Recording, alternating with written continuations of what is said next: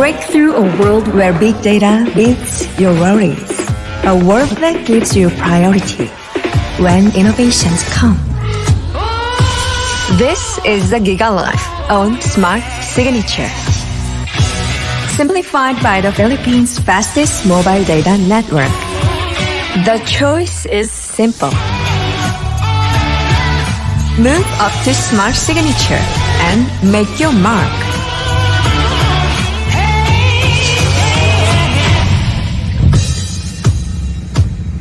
How do I know it's meant to be?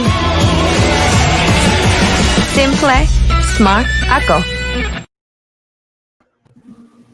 Welcome to another edition of An Eternity of Basketball. This is episode number 53. And before we get this show on the road, we'd like to remind everybody that the An Eternity of Basketball is now on audio form. You can download all of our episodes now. You can listen to it on Spotify as well. Keep us in the background wherever you go. Take An Eternity of Basketball with you. And we are also now on YouTube. So most of our episodes have already been uploaded. Just follow our YouTube channel to catch all of the episodes of An Eternity of Basketball. Of course, we are also part of the Globally Ballin Network, and we also have the Globally Ballin Podcast, a show where we take a surface-level view of sports and opportunities around the world. And part, of course, of the Globally Ballin Network is Hang Time with Cassie G, which is a volleyball podcast with Cassie Gormley. So, yan naman, puro volleyball personalities. Check out all the social media accounts on how you can watch all of our shows on the Globally Ballin Network. And, of course, this is An Eternity of Basketball. So thank you for joining us from the PBA bubble here in Quest Hotel in Pampanga. My name is Noel Zarate, alongside one of our lead commentators for the PBA this coming season, Attorney Charlie Cuna, and of course the managing editor of ESPN5.com, Sid Ventura. Kami pa rin po ang inyong mga kasama rito. Episode 53, ano guys? Episode 53? Correct. Yes. Episode number 53 of An Eternity of Basketball, and we are honored. Parang nagiging Rookie of the Year week yun nangyayari sa atin because last Tuesday, we had the 1981 Rookie of the Year, Rafael Cho season. But today, we are treated to the presence of the first ever Rookie of the Year dito sa PBA, 1976 Rookie of the Year, Mr. Gil Cortez, all the way from San Fernando, Pampanga.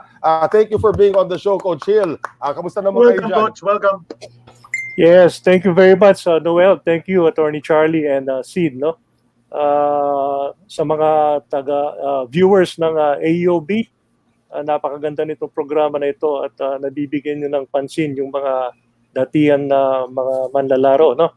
And of course, I'd like to greet everyone and thank you for having me today for this 53rd episode of AEOB. Yeah, thank you very much for joining us then dito, Coach Gil. I know that the SBP has a lot of plans also, you being the regional director for Region 3 ng SBP. But before we get to the present, let's go back to the past sa pagsisimula ni Gil Cortez sa sport of basketball. How old were you, Coach, when you started in this sport, and who influenced you? Who taught you how to shoot your first baskets? Well, I started playing in my grade school days, no, sa Holy Family Academy. So laro-laro lang kami, intramurals, and then I went to Sacred Heart Seminary.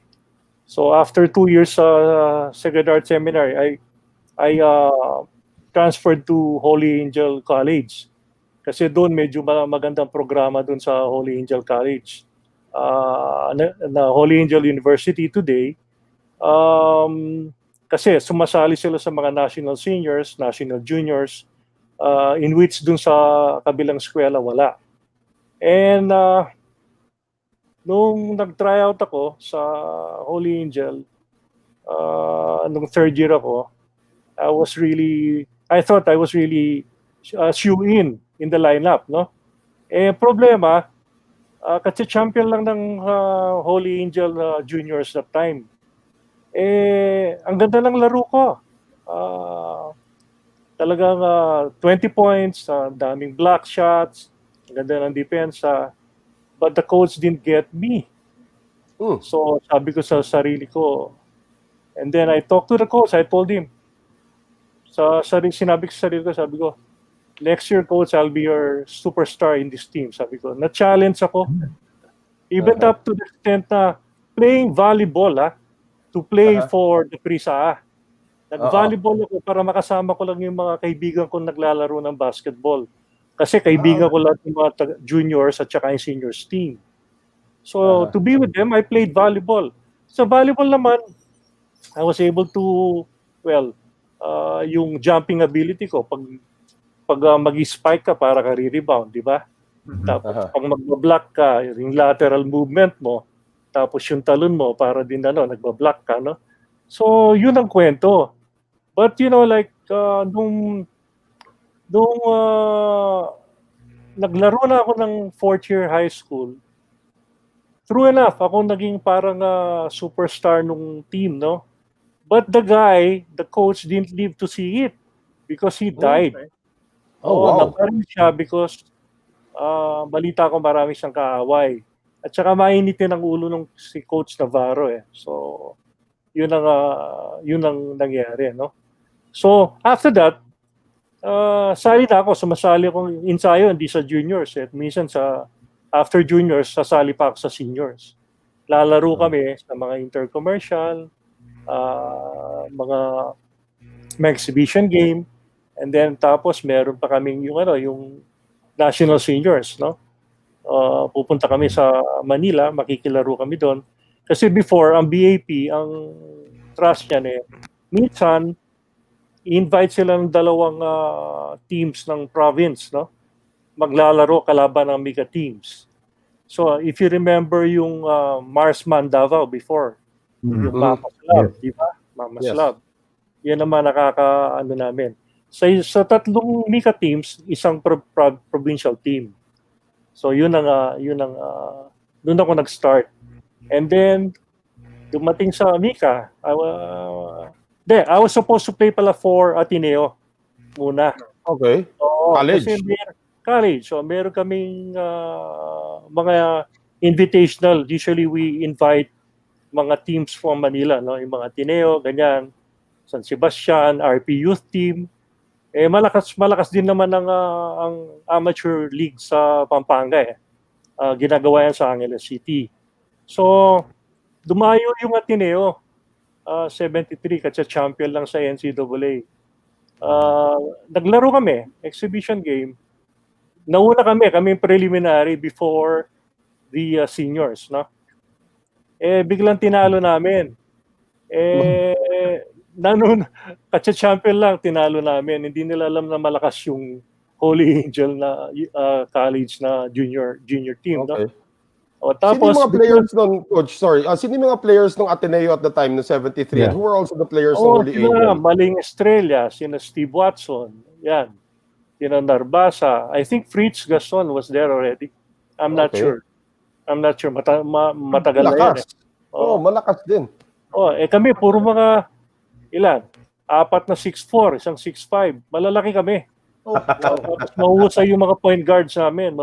Sino yung coach? Sino yung players niyan sa Holy Angel? Marami, yung mga kayanan. May mga sumikat, may nakasama ako sa Manila Bank. Si Dave Hester, ganyan, Jimmy Taguines. Another Rookie of the Year. Correct. Yes. So, yun ang nangyari. Nandun si Father Martin. Father Martin is a good friend of our patron, si Governor Nepomuceno. Okay? So he was watching. At that time, yung Ateneo was parang recruiting players because nawala si Francis Sarnais, nawala si Leofas, si Joy, tsaka si Marty Samson sa lineup, di ba? So humina. So, yun, nirecruit kami ni Father Martin. Actually, tatlo kami. Isang 6'5", si McGuinness, ako 6'4", isang 6'2", si Dave Esther. We were already practicing with the team for 2.5 months. So, si Coach Baby Dalupa ng coach noon. Kasi during that time, Coach Baby was the one handling Ateneo for UAP pa. NCAA. UAP, UE. Tapos, Mika, Crispa, di ba? Crispa, so, correct. Yung time na yun, I was with sina David Wong, tapos si Jerry Versosa sa Ateneo, tapos Tito Palillo was on his way out because he was on his 4th year. We were freshmen. So ang ginawa, nagtayo. Ang malas, nagtayo ng team yung Pampanga. Kapampangan na, which is Manila Bank. Mga puyat. Nandun lahat ng mga kaibigan ko, sina Robin Nepomuceno, sina Jojo de Guzman, Boy Kayana, they were all there. So hindi naman ako nainggit. Ang ginawa nila, pinuntahan ako sa Ateneo. Sabi sa akin, anong ginagawa mo dyan? Bakit hindi ka lumipat pa dito? Sabi nila, kahit mag-under training ka lang, sabi nila. So wala akong magawa. Napuwersa akong sumama sa kanila. Kahit na pagdating ko doon, ang coach namin, si Kaloyloy Saga, ano lang ako, parang tagaabot lang ako ng tuwalya, tagaabot lang ako ng bola. Pero I was practicing with the team. I had the potential because lanky lang ako, payat ako. Even up to na payat ako eh. Nung naglaro ko talagang underweight ako eh. But you were already 6'3", 6'4" at the time, coach. Yeah, 6'3", 6'4", 16 years old. Oh. Okay. Because I started early eh. When I played for the PBA, maaga akong maaga rin ako natapos. Batang-bata ka, coach. Pero coach, when you were young, when you were a boy, who's the one who influenced you to play basketball? Was it your father? Did you have some brothers, mga pinsan, o barkada lang in the neighborhood? How did you get to... Actually, naglalaro lang kami sa kalye. Sa isang, yung nakachinelas lang, walang hindi semento, puro bato. Pag ditibol ka, magbabounce yung bola, tatapon sa kabila. Tapos shoot ka, tatama ka rin, pupunta doon sa kabilang bahay, kukunin mo pa, yung matatagalan yung Sa akin lang talaga. Yung brother ko naglaro, interim sa UE, pero hindi niya pinursue. So, ako lang talaga, tapos yung mga kabarkada ko. And then, yun nga, growing up, yung mga naging ka-eskwela ko, malaki din influence yun, yung mga kasama ko sa Secretariat Seminary. Kasi doon, payabangan eh. Ito, mas mahusay ako sa'yo, ganyan. Sabi ko, okay. Sige, so doon ako nagpupursige pag pinakitaan mo ko ng pinagyayabangan mo ko, ganun. Or i-turn down mo ko. So yun nga, yung coach na, ayun, nagpapasalamat ako sa kanya dahil siguro sa kanya, hindi ko maabot yung naabot ko, na talagang challenge na ako. Parang yung kay Michael Jordan, gano'n din eh. Exactly. That's right. Pero yung coach, yung isa, so may mga local players ba sa Pampanga that you were watching when you were young na parang bilib na bilib ka sa kanila? Oo. Meron or ako. Mika, baka may mga Mika. Hindi, yung mga kasama ko sa, of course, yung commercial team, no?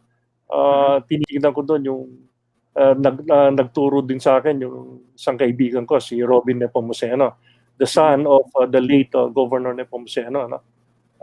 He was telling me how to play the game, how to shoot, but more on defense, kasi ako defensive player ako, more on defense eh. I can score, pero pag talagang time kong score, titira ako.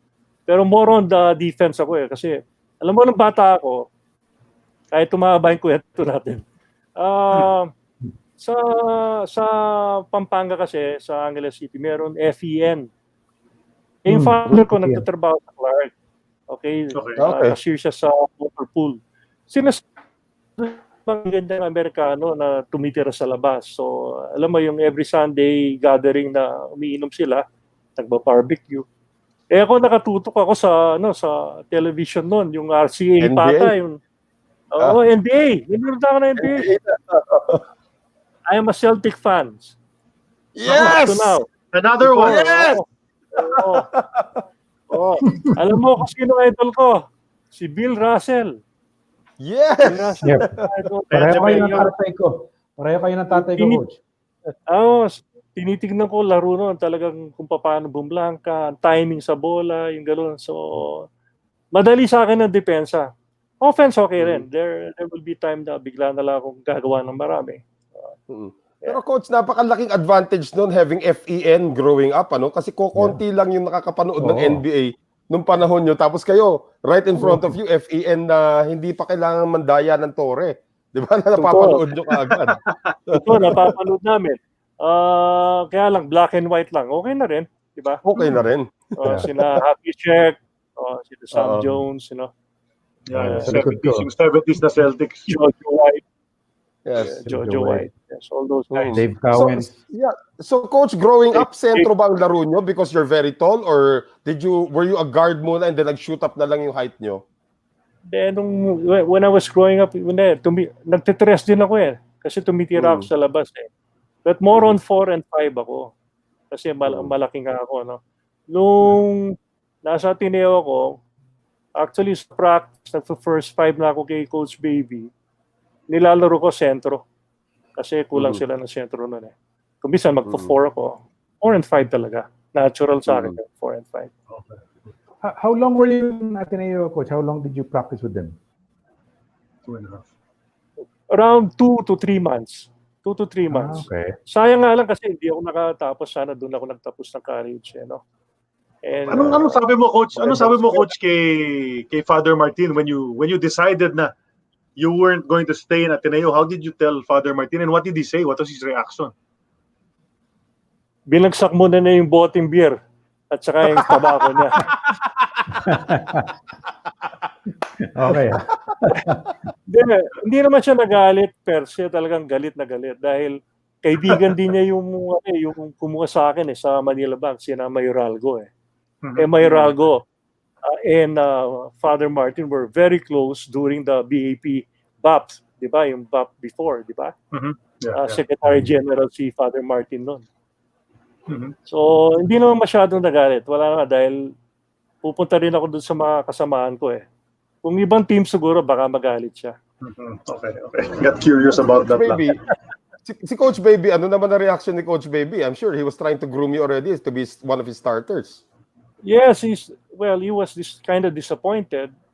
Kasi medyo wala naman siya magagawa dahil yun na nga yung mga barkada ko nandun lahat So, siguro, okay na lang siya pero medyo napilayan sila dahil walang gitna Ang gumigit na lang nandun yung Santos, yung kapatid ni Jimmy Santos Of course, Tito Palillo, and then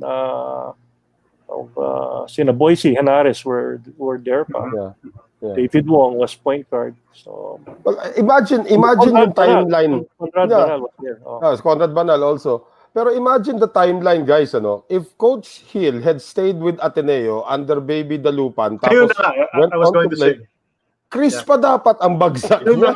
Talagang hindi ka meant kay Coach Baby Dalupan. Ganun yun kasi Chris pa siya I always believe in destiny.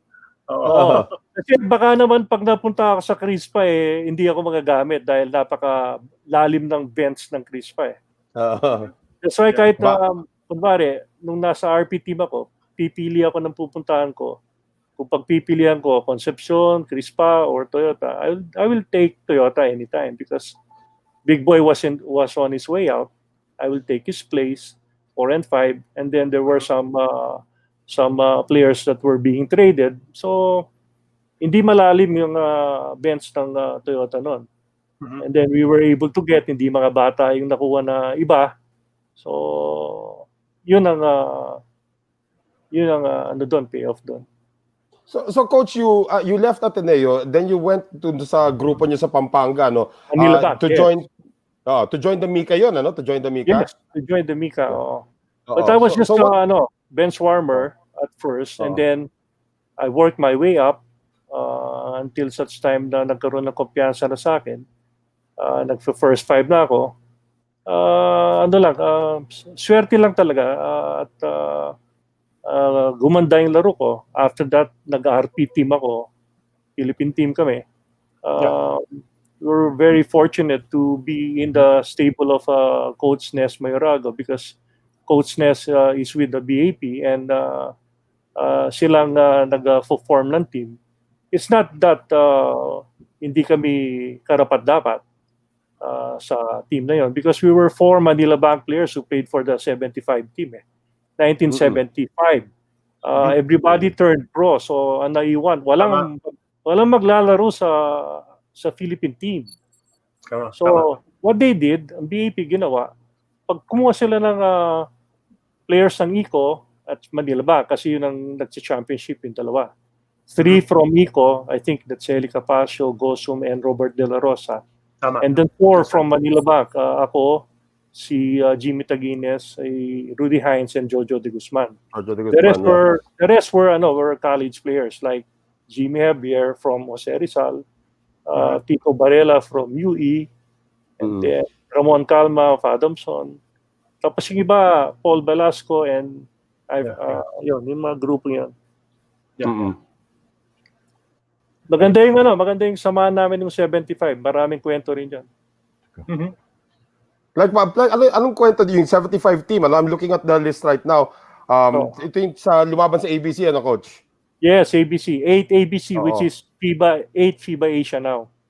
Right. I'm looking at the lineup right now. You had guys like Nick Bulaong, Eli Capasio, as you mentioned, yourself, Jojo De Guzman, Bert De La Rosa, Greg Gozum, Rudy Hines, Jimmy Javier, Jimmy Taguines, at Jimmy, of course, as you mentioned, and Arnie Tuadles also, na nakasama rin, naging mga Rookie of the Year din sa PBA, Tito Varela, and of course, Paulino Velasco. Coach yun nun, si Keiko Kalilan. So, kamusta yung samahan dito? I mean, this is a good mix of youngsters and some veterans already from the Mika.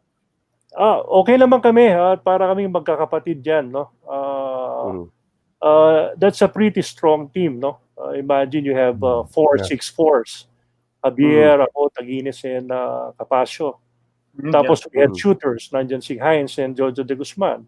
Robert De La Rosa can shoot the ball too. Ang lang namin, medyo siguro hindi pa kami cohesive dahil we were formed na masyadong late na before the tournament. So, bakit daw late, Coach? Bakit naging late? Late kasi in a way na parang mahaba yung tryouts. Ang dami kasing dumating no? Alam ko, nandun sila Mon Cruz, Jimmy Manansala, lahat ng UE, halos na lahat ng superstar ng UE nandun. Sina Chiki, what's his family, Ocampo. Marami. Even mga veterans, maraming veterans na nag-tryout. So, but they opted to get mga bata up-and-coming players, no? So, yun. So, pestasukan muna, and then 8 FIBA Asia, 8 ABC. Yung tryout nga kwentuhan ko kayo, no? Okay, sige, Coach. Sige lang, Coach. Sige lang. Yung tryout na, cut na, no? Tatanggal na. Nung 20 na lang, kinakabahan ako. Kasi one of the coach is Tembong Melencio, Coach Tembong. During the national seniors, meron kaming history ni Coach Tembong. I was 16 years old playing for, di ba, kinuwento ko sa inyo kanina, yung national seniors, meron isang provincial team and then karamihan, tatlo Mika teams. Natapat kami sa Concepcion Industries pata si Coach Tembong nun ang nangyari, every time, binantayan ko, every time mag-dribble si Coach Tembong, may kasamang Siko. Dribble, Siko. Sabay yun, diba? Sabay. Sabay. Palagi akong tinatamaan sa dibdib. Sabi ko, nung hindi ko na masyadong kilala na ganun ka-brusko si Coach Tembong, bata pa ako. Pumunta siya sa finake ako, left, and then sumabay ako, kunwari, alam ko na pupunta siya sa right. Pagpunta ng right, kinadjut ko ng konti, bumagsak. Nagalit, hinahabol ako, babanatan ako. Pumunta ako sa likod ni Governor. At saka ni Robin, sabi ko, hindi na ako ginamit ni Governor dahil babanatan talaga ako ni Coach Tembong. Ito na. Kakat na yung 20. So, they will cut it sa 40 plus 2, anong tawag dito, yung alternates. Reserve. I think we're 15. Anyway, kinabag ako. Sabi ko, eto na ito, ako. Naku po, mukhang yari ako nito. Kinausap ako, dinala ako doon sa ilalim ng goal. Sabi na, alam mo, bata. Hindi ko na alam na nalalaman pa niya, na re-recall pa niya. Tayo nung national senior. Sabi, alam mo ba yun? Yung pagalit, talagang Alam, galit siya. Naninindak. Sininda ko. Maninindak ko. Sabi ko, coach naman, siya kasama na yun sa game, sabi ko gano'n. Tapos sabi niya sa akin, dinibdiban niya ako gano'n. Tama yan, bata. Dapat matapang ka. Sabi niya. So, nawalan ako ng ng dibdib. Medyo, hindi na ako kinabahan dahil, ano siya eh, kumbaga, okay yan, tama yung ginagawa mo, dapat matapang ka. Sabi gano'n. Yun, those were some memories yung sa tryout. So in short, coach, kasi kinanjut mo siya, you Marami made it tuloy pagkwento to the yung national team. Dahil nakanjut mo siya, you made it to the national team. Yes, dapat po. yes. Pero okay yun, ha? 16 years old ka lang noon, ha? Tapos nakikipagbakbaka ka na sa mga katulad ni Tempong Melencio. That's quite an experience already at that age. Alam mo dito sa San Fernando, yung mga inter-town na game, okay? Lalaro ko, 15 ako, tapos lay-up ako sa baba. Ang gagawin sa akin, ang maglalaro yung mayor's office ng San Fernando at governor's office. Sa governor's office kami dahil kay Governor na Pomseno. Pag lay-up ko, kunwari gumagawa ako ng puntos, gaganunin ako ng Armalite sa baba.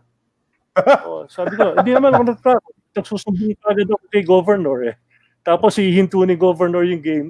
Ayun, bata-bata lang nito, pinapatulan nyo. Eh. Talagang gaganunin ka ng Armalite sa baba. Sa plaza kasi laro, sa plaza. Grabe. Sanay ka na sa hostile environment, coach. Diba? Bata ka pa. Oo. Kailangan matapang ka talaga. Kung hindi ka matapang, wala. Bibigay ka talaga. Oh. That's crazy. Oh. Coach, sa national team, were you the youngest there? I think so. Kasi mas matanda sa akin si Jimmy Taguines eh.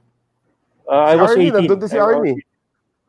Arnie Tuales. Arnie Tuales, Oh. napasok si Arnie dahil balihan si Ramon Calma, the brother of Hector, sa Mesa Sukan. So, he has to be replaced by Arnie Tuales because pang 13 si Arnie Tuales. So, kaya nakapasok siya sa 8 FIBA Asia. Right. Okay. So, kamusta naman yung show nyo dun sa ABC na yun? Well, we landed 5th. We lost against India. Imagine, India. Yeah. Kasi may malalaki daw sila. In prakas. Ang hirap bantayin sa baba. This is the first time na nag-join nung China. And then, nag-champion pa sila. Because they had Chiang Tai-Wei. Kung bunggin ako sa baba nun, kasi akong kumuha sa mga sentro. 6'8", pero bulky talaga. Tapos they had this guy, 6'4", sa who, na binabagsak na lang yung bola sa baba. Binabagsak yung bola sa baba kay Chiang Tai-Wei. Tapos ang hirap bantayan. Kahit double team namin, wala. Hindi namin makaya. Who were you closest? Who did you become close to, coach, on that team, on that with all these other great young players in the Philippines at the time? Sino naging barkada mo talaga? I know you said you were like a family, but who was your buddy during that stint? Marami kami eh. Yung 4 na Manila Bank, okay, nandun na yun, given yun, no? Tapos Tito Varela was with us, Jimmy Javier, yan. Tapos sino pa?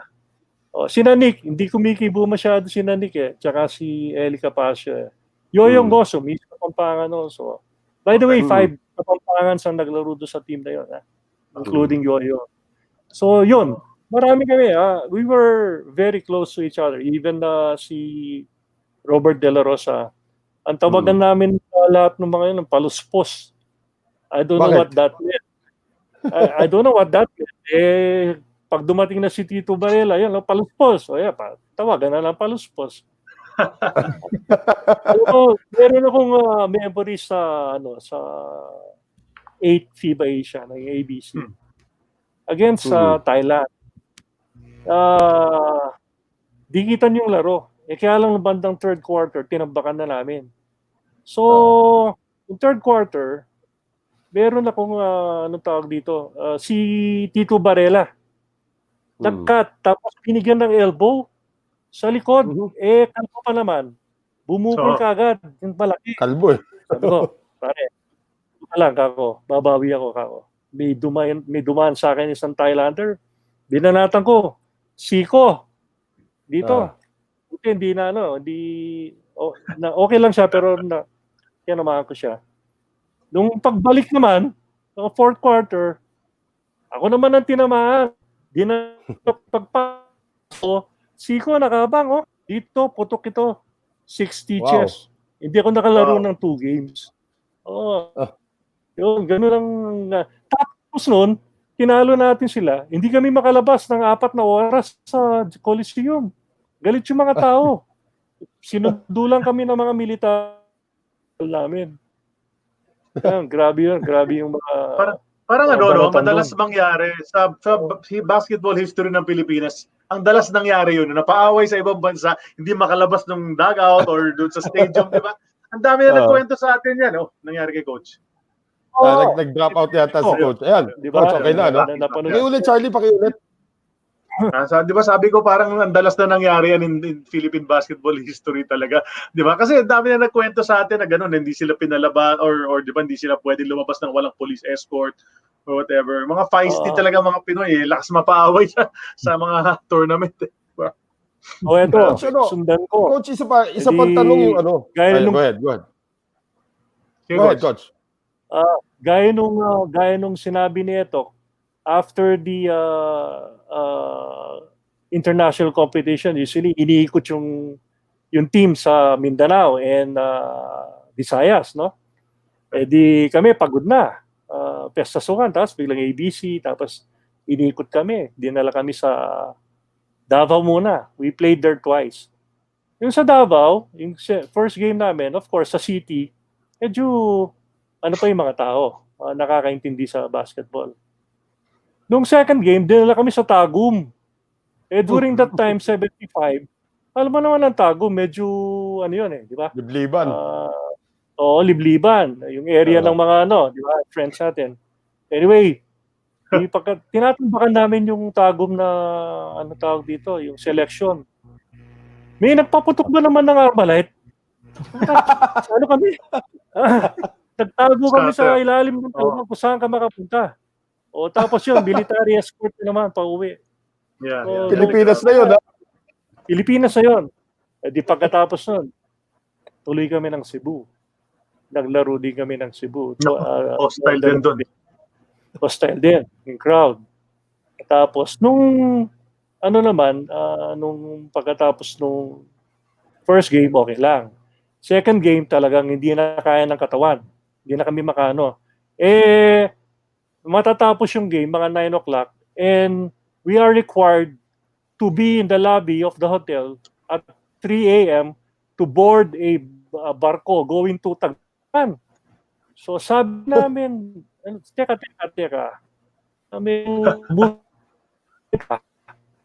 Ganito. Ang ginawa namin, alam mo, ng mga grupo. Ako, si Rudy, Xavier, nag-hold up kami sa isang Here. Sabi natin, pare, hindi tayo lalaro. Yung abuso na ito, sabi natin. So, ang ginawa namin, nandun kami. Tapos, tawag ng BAP, tsaka yung mga coaches. Ibaban namin kayo for life pag hindi kayo naglaro. Sabi natin. Wow. Yung mga Bisaya, siyempre nakakaya sa kanila yon. Sinabi namin, sige, maglaro kayo. Huwag kayong sumama sa amin. Kayo, kasi nakakaya kayo, taga rito kayo. At kailangan makita kayo ng mga tao doon. Otherwise, masisira yung nyo sa mga tao. Ang pumunta, si Yoyong Gosum, Erica Pasio, Nick Bulaong. I think Jojo went to the group. De Guzman, tapos Robert De La Rosa, Tuadles, and Velasco. So, 7 lang. Ang nag-boycott ako, Taguines, Javier, Rudy Hines, at saka si Tito Manela. So, hindi sila makalapit sa amin. So, yun ang nangyari doon. So, pag-uwi namin sa Manila, Cebu pa lang kinuha ng mga passport namin. Sabi nila, they were threatening us na baban kayo for life, hindi na kayo makakalaro ng Mika. That time naman may kumakausap na rin sa akin sa PBA after the 8 ABC. So sabi ko, yun nga, ang nangyari parang napabilis pa ang pag-akit ko sa PBA dahil doon sa nangyari yun. So, Okay. hindi naman kami kasi natatakot kung nasa posisyon kami na maganda na yung pinaglalaban namin tama. Kaya ganun ang nangyari doon. So yun, till I turned professional, yun ang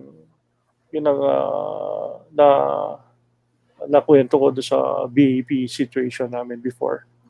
Yeah, pero naiwan nyo rin doon si Tito Varela. I think Tito Varela still stayed with the program until later on, di ba? No, kasabay ko si Tito sa 76. Makyat. Umano na siya, no? Umalis na rin siya dun sa kasi team. ang kalaban ko sa na talagang ganunan lang kami sa si Tito Varela. But we were about 12 or 15 rookie vying for the Rookie of the Year award. Pero si Tito talagang nakalaban ko because he was playing for Crispa, I was playing for Toyota. Yeah. Sa statistics lang na naglabanan dyan But you were already planning to go up to the PBA in 76, Coach, even without that incident?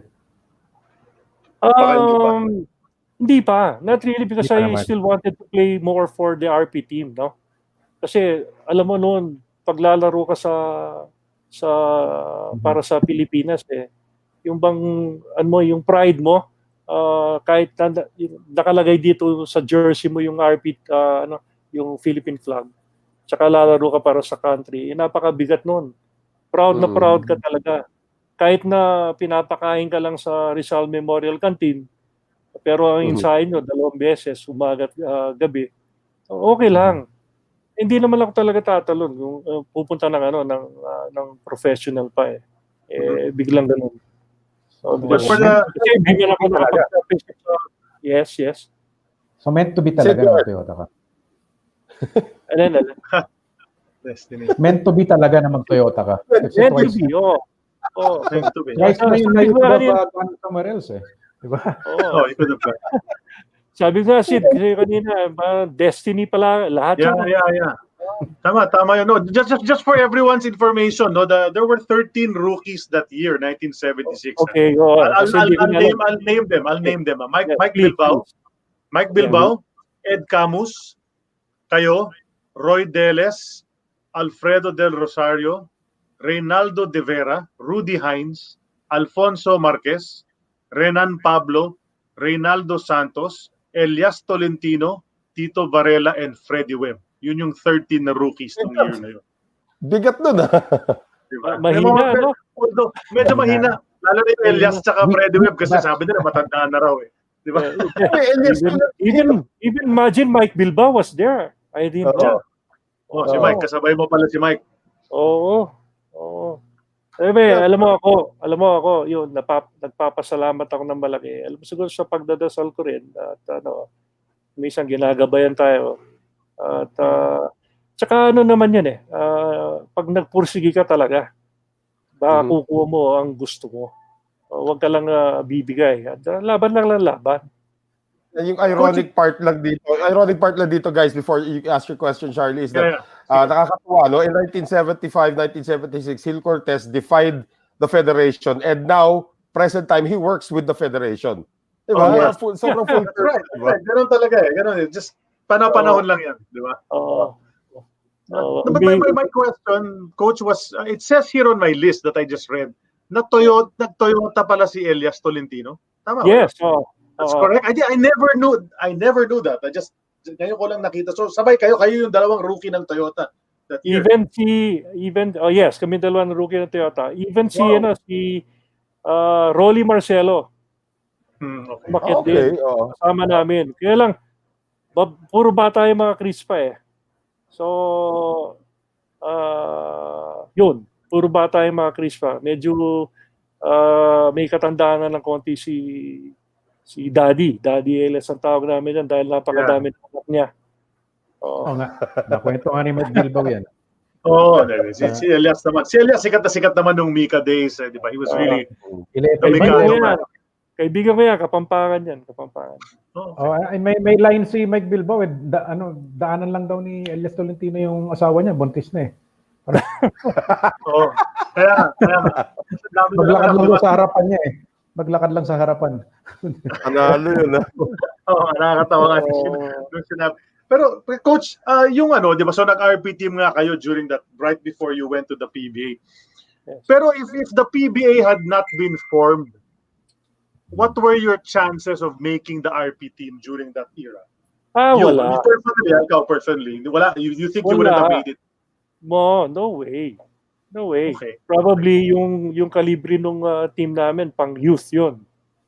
Kasi RP teams natin doon, malalakas. Imagine, Jaworski, lahat yan. Yeah. Yung mga nasa pro. Kaya nagdundagan nga natin PBA eh. Diba? Kaya nga nalimas yung pool. Kaya swerte kami talaga. Kasi otherwise, wala. Toyota, coach. How did you end up with Toyota? Who contacted you to join Toyota? The management contacted me. Tapos, there's this cousin of mine who's a good friend of Ricky Silverio. So, yun, nagka-swak na. During that time, ang baba lang ng mga sweldo. Ako, wala naman ako sa sweldo nun eh. Iniintindi. Given 1,500 for my first year, which is malaki na yun that time. Malaki na yun that time. No? So, yung palitan lang ng dolyaris nun 7 lang, di ba? Meron kang 100, makapag-disco ka. Charlie, attorney. Ano mga disco pinupuntahan niyo, coach? Rookie kayo sa PBA. Ano ba sikat na puntahan doon? Marami. Ako, si Mon, tsaka si Ompong, pinupuntahan namin where else. Yeah. Doubles. Pero doubles. Pag gusto namin mag-unwind, tsaka uminom ng wine, mag-music, punta kami sa Vineyard, sa may Pasay Road. Kung doon sinaya di ka tintig, saxophone, yung mga yan. That's right. Palagi kami lumalabas, laking kami, puro kami nasa kalye. Laman ng kalye. Laman ng kalye, kasi ang ganda good time that time eh. Masarap. So, coach, what was it like now that you're with Toyota? Ito yung mga legends of the Mika na kasama mo ngayon. You're talking about Robert Jaworski and then Francis Arnaiz, Ramon Fernandez, yun na nga, may Elias Tolentino ka pang nakasama noon. So, what was it like transitioning now from the Mika, ito na kayo, to this brand new professional league now on its second year pa lang? Nung pagpasok ko kasi sa Toyota, syempre, totoy ako, no? I was just 18 years old. Ang sinabi ko sa sarili ko, dalawa lang yan. Sabi ko, Gil, it's either lalaban ka or magpapasindak ka sa mga veterano. So, yung transition hindi naging mabigat sa akin dahil lumaban ako eh. Even sa practice, medyo maganda pinapakita ko. Siguro that's why I was able to get the good graces of Coach Dante Silverio at nag-first 5 ako kaagad. Dahil talagang binibigay ko lahat ng kaya ko at I could score easily before. Then I played good defense and tama-tama, Mon will play center, I'll play power forward. So yung inelisan na pwesto ni Big Boy, akong kumuha. So yung okay naman. So transition, wala akong naging problema dahil these people are very welcoming, no? Especially Mon, because Mon and I played together before he went to Manila.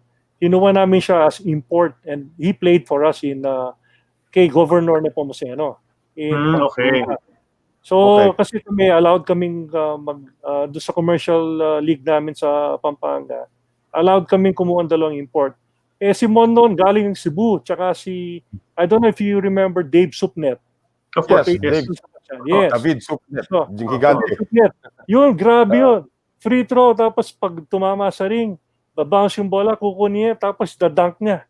Ang lakas ng tao, parang kalabaw. Laking tao kasi talaga eh. Oo. So yun, welcoming sila. So Simon, kagad magkaibigan kami dahil yun nga, nagkasama kami sa Pampanga. So nung pagpasok ko doon, siyempre, konting kapa, pero nung after mga a week or two, okay na ako. Wala na akong... Tapos na naman si Sonny Jaworski as a teammate at the time. Superstar na Mika, biglang pumasok nga ng PBA. Everybody jumped, even Francis Arnaiz. So what was it like being in that star-studded team, especially with Jaworski and Arnaiz? Oh yeah, they're okay. They're okay. Yeah, as I've said, they're welcoming. Ano sila, mababait naman. Alam mo naman yung mga yan. Yung nga lang, kung minsan, of course, tuturuan ka kung ano yung mga kailangan mong gawin. Pero not that much because kasi as a player, dapat you should know what to do already inside the court. Kung ano yung role mo, kung ano yung gagawin mo. So, yun. Sa practice, tirahan pa rin kung minsan. Chachap ka ng kamay, okay lang, para makuha yung bola. Ganun lang, okay lang. Kasama na yun sa laro. Practice pa lang, nakakarate chop na ni Jaworski. Yung bata. Lahat yan. Karate chop, bunggo dito, bunggo dun. Coach, was part of your decision to join Toyota because the Toyota was known as the glamour team at that time? Yung mga pogi, yung mga di ba, yung mga maraming fans talaga, especially yung mga lady fans for sila Kiko Arnaiz. Kasi because mga pretty boys. The reason exactly, ikaw na nagsabi ng term, because we had a guest recently who mentioned that kayo po ay isa sa mga pretty boys nung panahon ninyo, sabi ni Cho Season, di ba? So was that one of the motivations na pwede ako rito, di ba? Parang madaming fans agad pag nag-Toyota. I mean, similarly the way people want to be with Ginebra now, parang ganon, di ba? Yes, of course. Ano yun, Charlie, hindi ka magdadalawang isip na hindi ka papasok ng Toyota, kinukuha ng Toyota napaka-glamorous na team hindi, bibitawan mo pa ba, di ba? Nandun lahat ng mga every time nga na lalabas kami sa quarters, grabe, mga babae, ang dami. Because yung first quarters namin was in Balmori. That's in right next Assumption College. Lalabas ka pa lang sa kalye doon. Ang dami ng mga koleyala, mga chicks.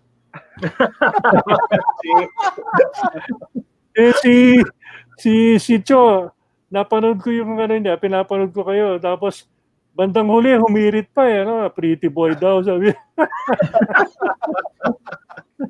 Loko-loko talaga si Cho. No, but then iba rin talaga yung impact kasi nung that time. And we have seen photos of the Toyota players. Actually, kahit pa Chris pa, doon panahon yun, yung naka-forma with the long hair, tapos denim jacket. May photo mamaya. Sige. Mamaya. Kita natin Morning party. Yung bell pop. I wanted to wrap up this hour lang, guys, about the rookie year nga nitong si Gil Cortez because not very many of us have been watching the PBA since 1976. Of course, guys like Tony Valenzuela, who's commenting right now on our Facebook, was probably already there. But what was it like, Coach Gil, in 1976 na kayo yung talagang the most outstanding second year pa ng liga, ikaw yung most outstanding talaga na rookie. Did you expect that you would be the recipient of the very first PBA Rookie of the Year sa nilaro nyo nung 1976? Siguro, in a way, kasi I work hard for that pero hindi ko alam na akong makakakuha talaga dahil marami din naman magagandang performance, no? But ang basihan dyan yung statistics, overall statistics mo. Mga rebounds, mga block shots, mga point mo per game. So, yun. Pero, I never really thought na akong hands down na kukuhanin nila dahil yun na nga, Tito Barrel was there, Freddie Webb was there, Elias Tolentino was there, Rudy Hines was there, Mike Bilbao was there. So, ang daming mga mahuhusay na nakalaban natin. So, sinuwerte lang talaga tayo. Pinalad lang At saka medyo tailor-made nga. You mentioned Big Boy Reynoso was on his way out already. So, medyo tailor-made din yung presence nyo for that Toyota group. Imagine, Jaworski, Fernandez, Arnaiz. I believe, ando pa ba si Estoy Estrada at the time? No. Estoy came in late. Came in late. So talagang natural 3-4 ang pwesto nyo nung time na yun eh. I mean, that was a vacancy that Toyota had. 4-5 actually. 3-4-5 actually. Oh, but there was and shooter pa kayo. Isa pa yun. So how did that happen na somebody your size developed into a very, very good perimeter shooter? Oh, yeah. Alam mo, lahat ng mga ginagawa mo sa loob ng court, iniinsaya mo yan eh. Talagang you have to really practice hard. And you practice yung talagang marami, repetition ng basketball eh. So, before kasi, konti lang nakaka-dribble ng mga matatangkad. Si Abet cannot even dribble the ball.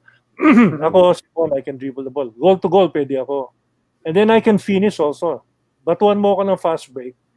Because I'm lanky, I could run fast and I could make the layup. Parang si Ompong Sigura.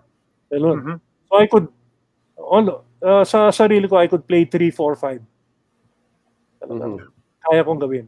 Because I so could tailor-made nga talaga pwesto nyo because Toyota was actually needing that spot sa gitna. I mean, yung Ompong pa nga pala kayo. And then you were able to do that. So, nung nakuha nyo yung Rookie of the Year award, it was finally handed to you in 1976 at the end of the season, yung Rookie of the Year award. What were the thoughts going through your mind na yung buong journey nyo ba sa basketball mula sa time na 16 years old kayo, taga-abot kayo ng tuwalya sa mga kasama nyo sa Manila Bank, all the way up to yung rift nyo with the BAP, and then now that you're holding this trophy, was there vindication at the end of the journey nung nakuha nyo na yung Rookie of the Year trophy na yon? Yes, feeling ko noon, there was a vindication on my part. Kaya lang at the same time, I was kind of sad because I got the Rookie of the Year award, but we never won a championship. Right. If you remember the Grand Slam ng Chris pa noon. So yun ang masakit sa loob ko talaga na lalo kasi na may chance. May chance kayo noon eh. Because Tony Charlie, you should remember 2-0. We only needed one game sa 3 games. Natalo pa kami. Doon ako medyo nagmalon ng konti. Kasi hindi namin nakuha yung championship. I'll take you back to that series. Yun yung Philippine Championship ang tawag doon. Chris pa Toyota. Yes, lamang po Toyota 2-0. 2-0 ang lamang nun. Tapos biglang yung atoy ko... Sorry, sa Tall Filipino. There's import kasi Snake Jones was ang tawag lang doon, coach, the Philippine Championship or yung tawag doon in the third conference. Pero yun nga, lamang ang Toyota 2-0 and then atoy ko went on to average 34 points a game to give Chris pa 3 straight victories na gano'n. Sino ba bumabantay kay atoy ko at the time? Was it kayo or was it somebody else na that atoy ko just went wild scoring 34 points a game? Kuminsan akong kumuha sa kanya pero most of the time Fort Acuña. Fort Acuña usually yung nagbabantay yun sa akin. Kuminsan, pag gusto nila medyo matangkad, ako, kinukuha ko si Atoy. Pero napakasakit nung na yun, yung championship yun sa akin dahil yun nga, una kong pagsama sa liga, tapos of course, bata ka, mapusok ka, gusto mo magkaroon ng championship, no? It could have been nicer, could have been better if we were able to get the championship to go with my Rookie of the Year award. That's right. So, nagano ako talagang hindi naman nagwala. Talagang up to the extent na ayoko nang mag-ensayo for a month or 2. Talagang kumbaga, anong tawag dito? Na-trauma ako. Alam ko mananalo kami, kaya namin eh. Biglang natalo kami ng 3. Hindi ko alam bakit o kung ano nangyari that time. So yun ang tapos na ano pa ako dahil I was thinking kasi meron na akong injury, di ba? I got injured, di ba? During those 3 conferences. So nag-iisip ako. Sabi ko, sayang talaga. Sayang. Yeah. Gaano kagaling yung atoy ko in that series in the third conference, yung Philippine Championship na tinatawag? Gaano kagaling? Talagang unstoppable ba talaga? Magaling siya, magaling. Unstoppable, talagang daming galing. Lahat ng pukol niya. Shooter naman talaga si Atoy. Yeah. Hindi mo naman, hindi pwedeng hindi bantayan. Kamukha ni Bogs, yan. Pag pinapayaan mo yan, sigurado na yan. Puntos yan. Yung isa pa masaklap doon, yung Crispa wala na Bogs Adornado nung time na yun. Dapat sitting duck na sila doon eh. Wala na si Bogs. No, Injured na Box yung was still there. Box was there. 76 Box and was third. It's the year after. Box Okay. was there. The MVP award was awarded in the first conference of that year. Kaya nga, di ba si ate ko medyo dapat siya MVP yung sinasabi noong 1976. Oo. Sabi niya. Yeah. Pero again, we're talking to another member of the historic Toyota team. And we'll talk about that Crispa-Toyota rivalry because through the eyes of the 1976 Rookie of the Year, Gil Cortez, we are going to take this short break dito sa An Eternity of Basketball. Sa amin pong pagbabalik, may mga larawan na isi-share si Sid Ventura and we'll have more stories with Coach Gil Cortez. Diyan lang po kayo.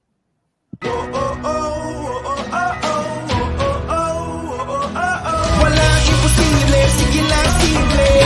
Abot mo ang unang simple. Malayo, malayo, sama-sama tayo. Hanggang sa dulo, ano man ang pagsubok, di susuko. Alam kong kaya mo. Sige lang simple, sige lang Thanks, bro. simple. Walang imposible.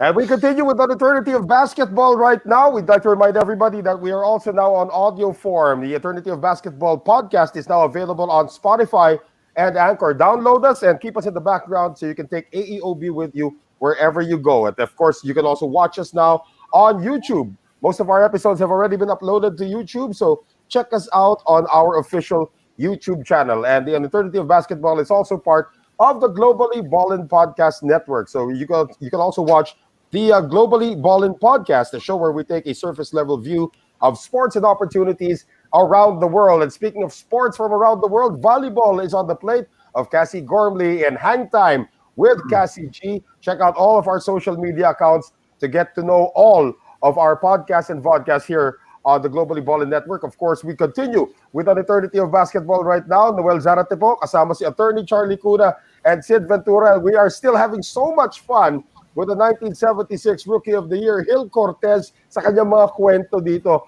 Going back now, Coach Gil, dun sa Crispa-Toyota rivalry, we asked this of all of our Crispa-Toyota guests, gano'ng ka-intense ba talaga yung bangayan or yung the animosity between Crispa and Toyota, especially during your time? Alam mo, yun ang dalawang teams na talagang hindi pwedeng makita sa isang lugar. Yan din. Grabe yan.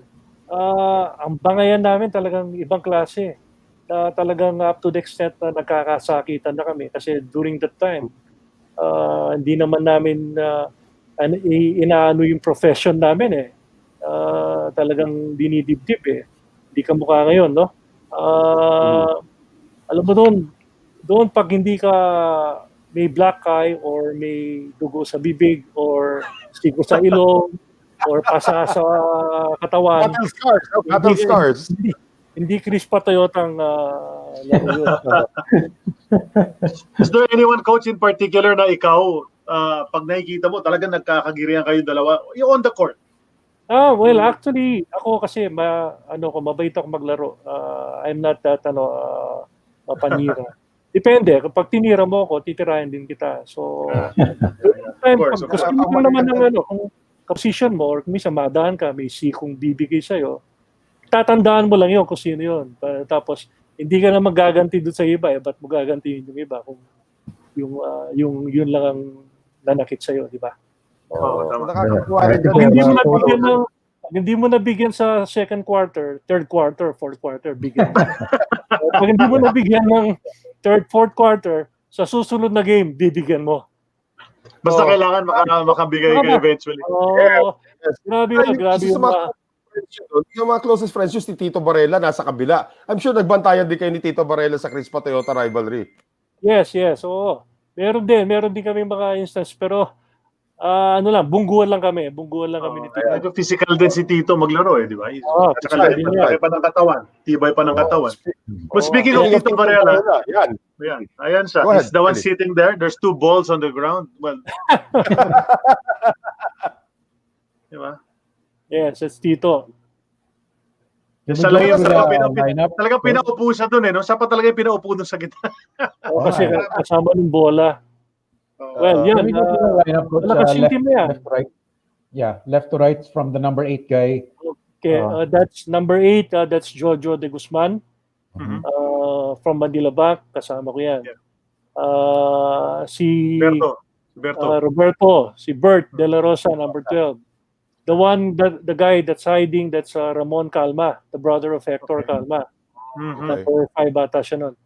Okay. Tapos Jimmy Javier. And then the late coach Tembong Melencio. Oo nga, And then ganda na short si Eric, Tempo. yes, Eric. Uso na pala yung checker doon. No? Oo nga. Tapos Eli Capasio. And Yeah, then si Greg. si Greg Greg Greg Gosum. Gosum. Of course, Kiko Kalilan, head coach. And then Nick Bulao. Mhm. Tapos si Jimmy Jimmy Taguines. Taguines. Tapos ako, number 7. Mhm. Tapos si Paul Velasco. Paul Velasco and Rudy Hines. Kapatid ng Velasco ng San Miguel. Tapos Rudy Hines and then Rudy Tito Hines. Varela. Napakaswerte ko nga, nakuha kong jersey number 7 kay Joe Worski. Yan. Coach, ilarawan nga natin si Rudy Hines because a lot of people remember Rudy Hines from being the referee of the Añejo Shell game. Pero gaano kagaling ba yung Rudy Hines nung kapanahunan niya with the national team and of course in the PBA? Magaling siya. Very shifty yan. You can take, tsaka nakaka-shoot sa labas yan. Tsaka ang galing pumasa. Magaling siyang pumasa. Galing ang pumasa si Rudy.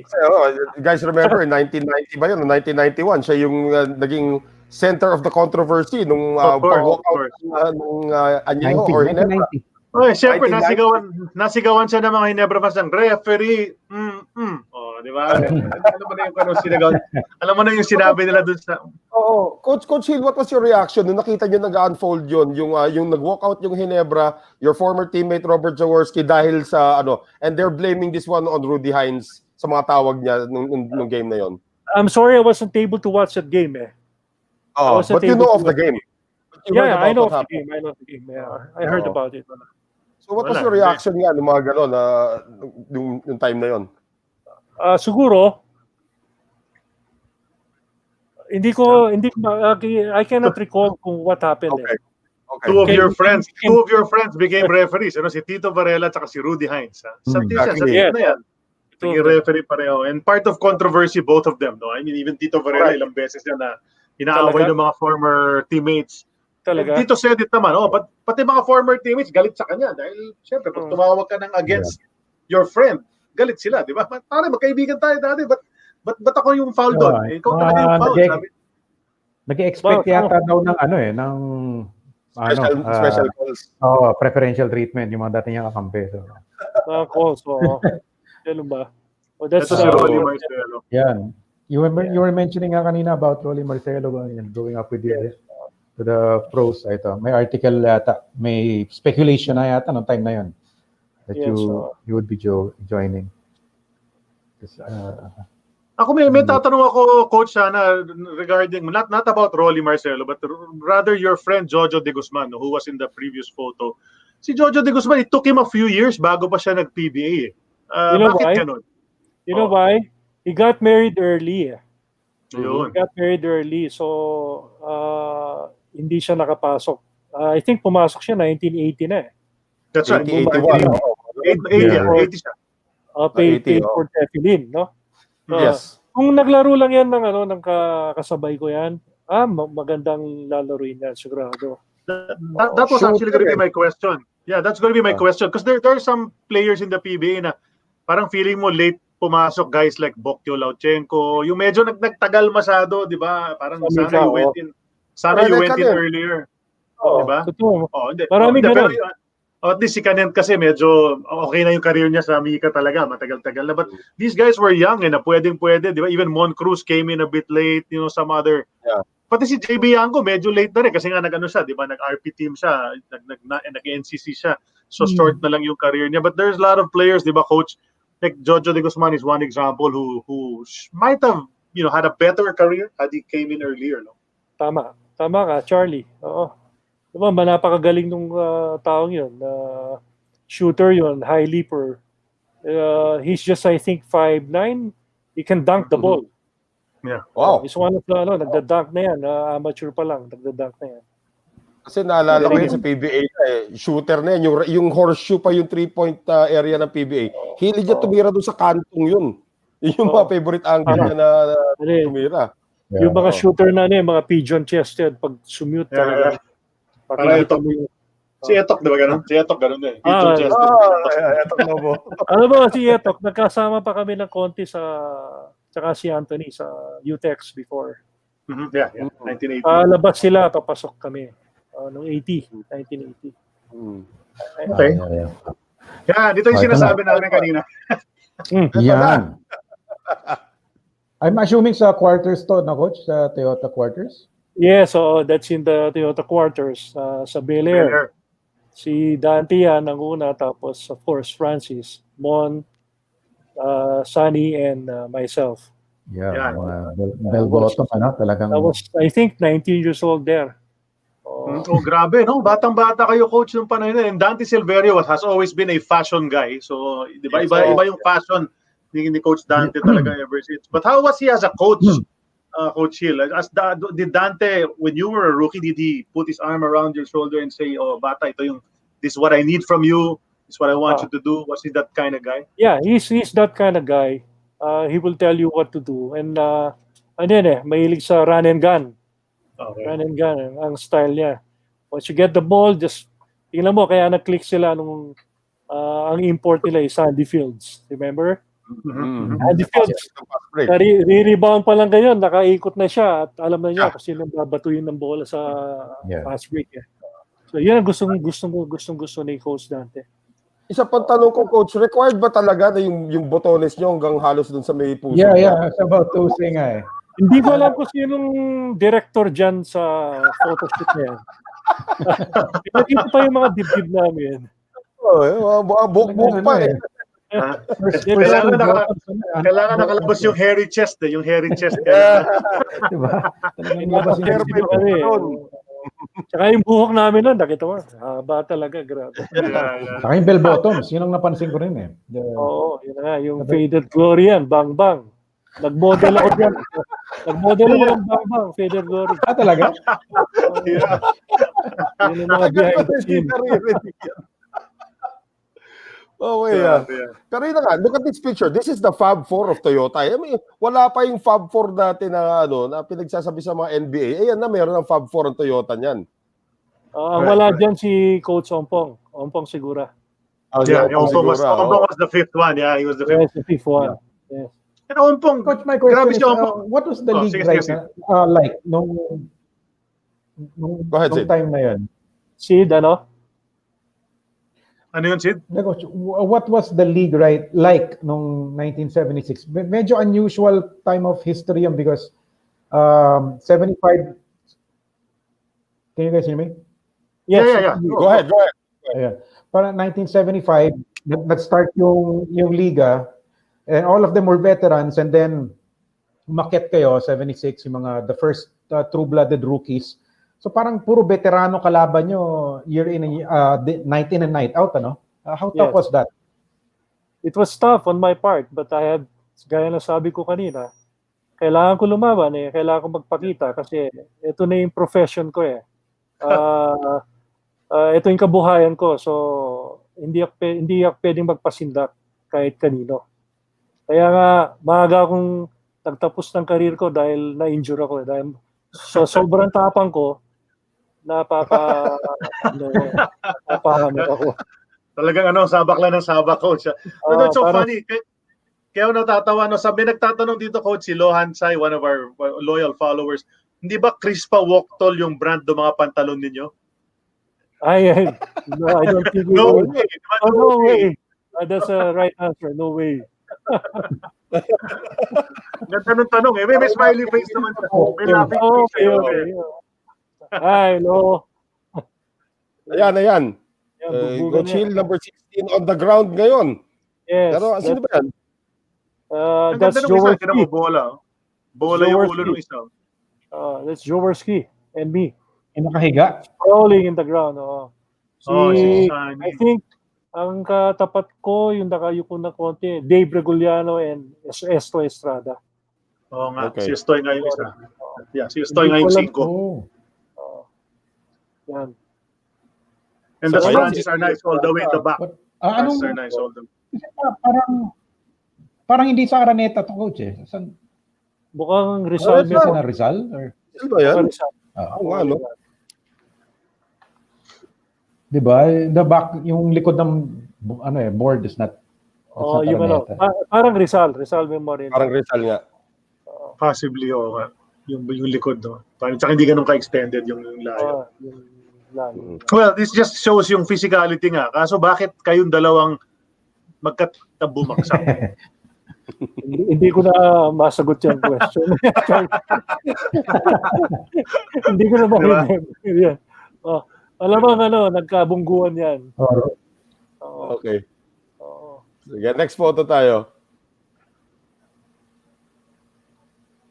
Ayan na, dito ko kinuha yun. Oo Ganda nga, ng no? kuha.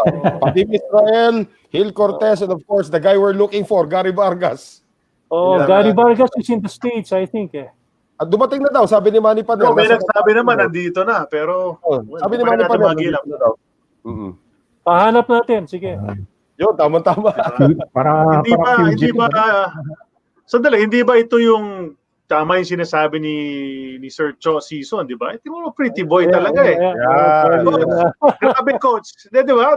Doon ka na to. Tisoy na tisoy. Parang akala ko nga si Gabby Concepcion eh. Yeah. Parang si Gabby Concepcion eh.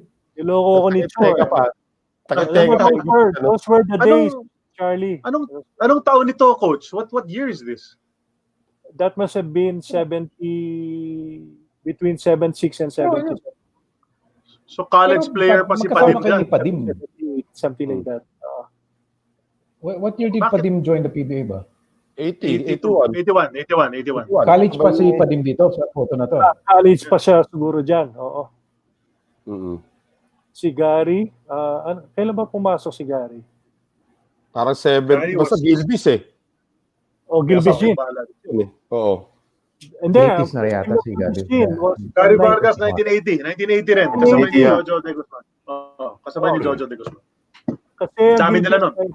Gilbis Jean 1980, I was part of the first team ng Gilbis Jean. Okay. Correct. With Coach Pilo Pumare. Okay. Coach namin nun. Grabe, no? Look at that. Imagine, no? Pantong saan kaya itong article na to? Grabe kong bata. You would have been teammates with Padim probably, no? Had you gone to Ateneo? Sige, next photo natin. Gabi. Hindi ko lang kung papangabot pa kami. Oo. Ito, coach, medyo nag-bulk up. Medyo nag-bulk up ka na dito.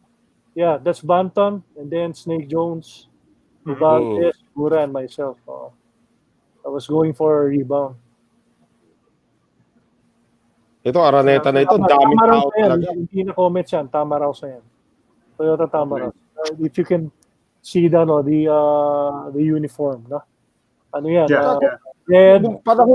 Yung panahon pa na yun, coach, hindi pa bawal manigarilyo sa loob ng Araneta noon eh. Because I remember my first game in 1979, puno ng usok ang Araneta noong time na yun.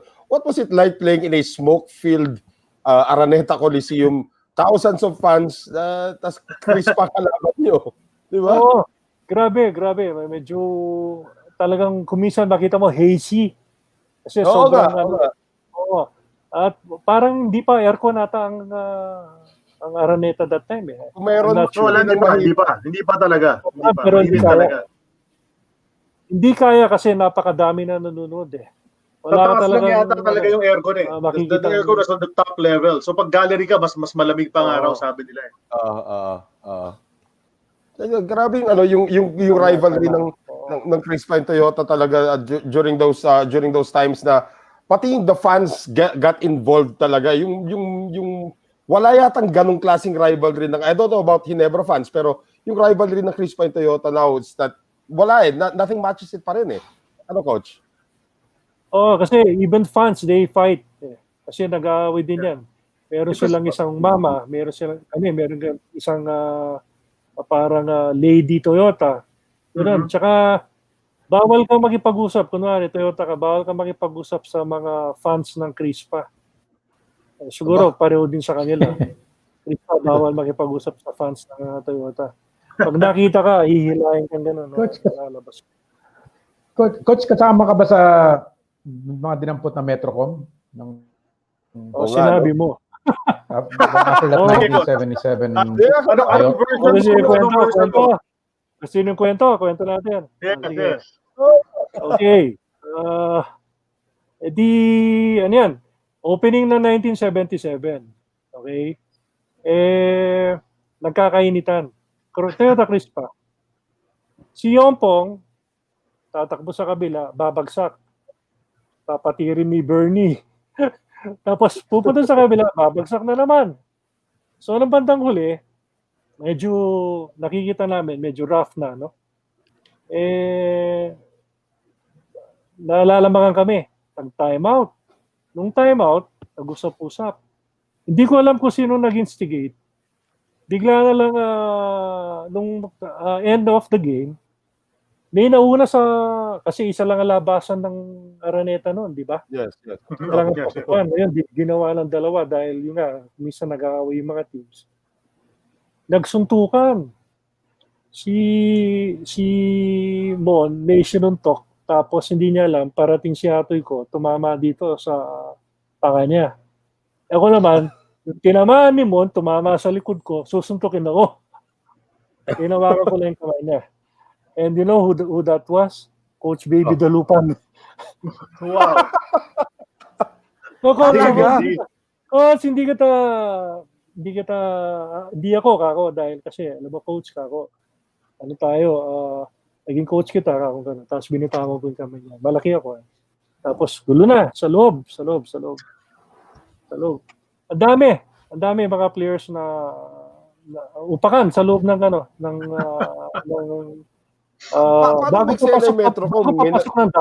bago papasok ng dugout. Oh. Tapos Kasi may mga pictures si Philip Cesar hinihila ng Metrocom. Paano nakapasok yung Metrocom doon? I mean, who summoned them to help you? Where? Saan yun? Yung pumasok na nga yung Metrocom, di ba? Puro player lang yan. Tapos biglang pasukan yung mga pulis. So how did that happen? Siyempre may security yung Araneta, no? So pagkatapos nung game na yun, pasukan na sa dugout. Then uwian na. And then we thought that everything was okay. Kaya lang pala, nagalit si Presidente McCoy. Sabi niya, public disturbance. So, eto na. Pagising ko sa Bel Air, nandiyan na yung Metrocom bus. Sinusundo kami. So, sinundo ako, tsaka si Mon. Yung iba, kasi may mga asawa, they don't usually stay in the quarters. Usually, mga may asawa, sa labas sila. Ang tatlo lang na binata, kami lang nila Ompong, ako, si Mon.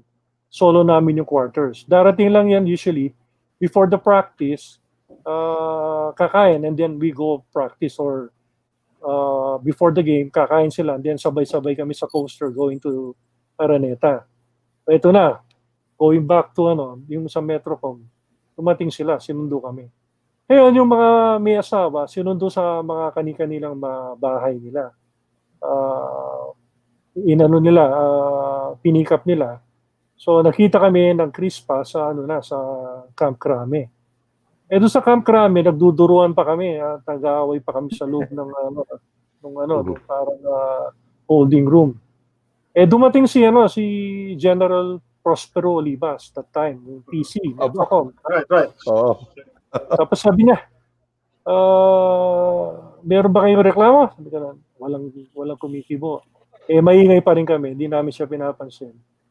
Binagsak niya yung cable niya, sabi niya, book them, all of them, book them. Wala, ito, fingerprint kami, lahat. Hindi pagkatapos nun, dinala kami sa isang bus, sinakay kami, dinala kami sa Fort Bonifacio, yung kung saan yung parang stockade ng mga Marines na may mga kaso at mga PC na may kaso, mga Metrocom. So, nung nandun kami, nung pagpasok namin, umapalakpak yung mga Marines at saka yung mga PC. Sabi niya, tapos may nagmumura pa, Diyan kayo, mga tarantado. Diyan kayo magsuntukan. Sabi niya, hindi kami makakibo. Hindi kami nakatibo. So, yun. Pag di pumasok na kami sa sa kulungan. Napakaliit ng selda. Pinagkasya kami ng Crispa sa isang lugar. Yun talagang grabe yung yung baho nung lugar. Sa left side ata ang Crispa. Nakiunahan sila so nauna sila sa tabi ng banyo. Siyempre, pag sila jingle, nakaka-jingle sila maaga. Kami naman, nasa right side kami. Kala nila, makakalamang sila sa amin. Siyempre, after mga 3 to 4 hours sa kaka-jingle mo, mabaho na yun. So, yung amoy, lahat ng amoy nakukuha nila. So, grabe yun. Tapos, ganun katindi yung rivalry, no? Alam mo bang, gabi na, mga bandang 10, dumating ang pagkain ng Crispa.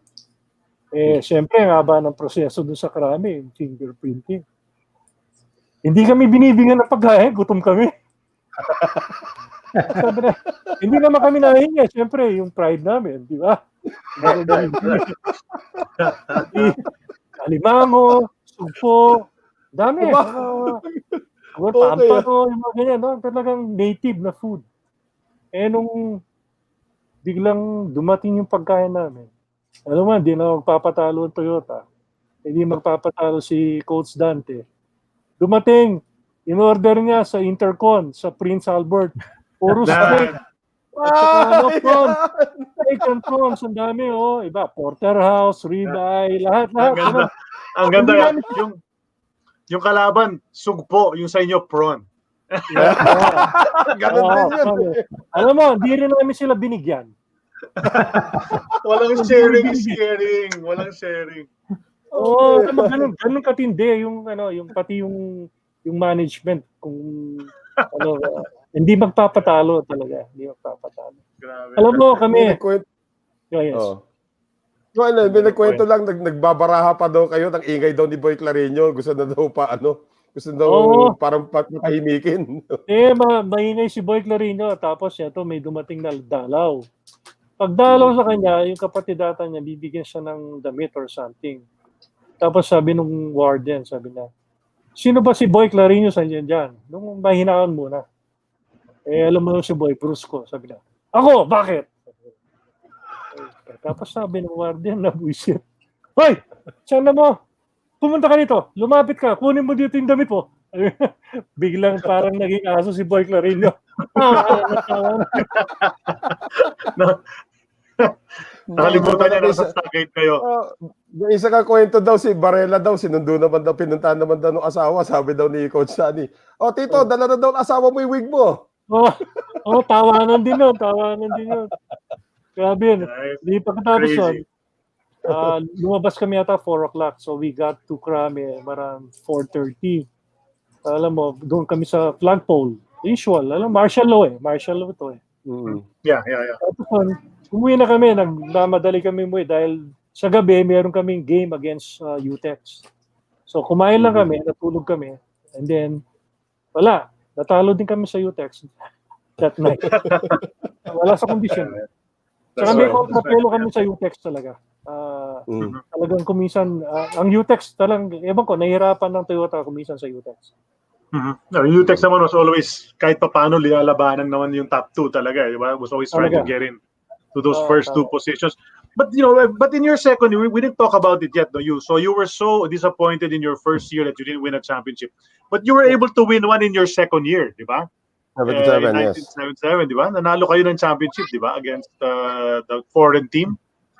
No, I was not there anymore. Wala ka na. That's right. You went to Honda. Nag-Honda Mariwasa. Honda Panthers. So then, that's right. After Honda Panthers, Gilbis Gym, yung first team. Yes. And then, 3 games pa lang ako sa Gilbis. Binili na ni Tommy Manotok yung tawag dito, contract ko. So naglaro ko ng UTEX, kasama ko sina Bogs, sina Fritz Gaston, Noblesada, Limpeng, and then Jimmy Taguines was there.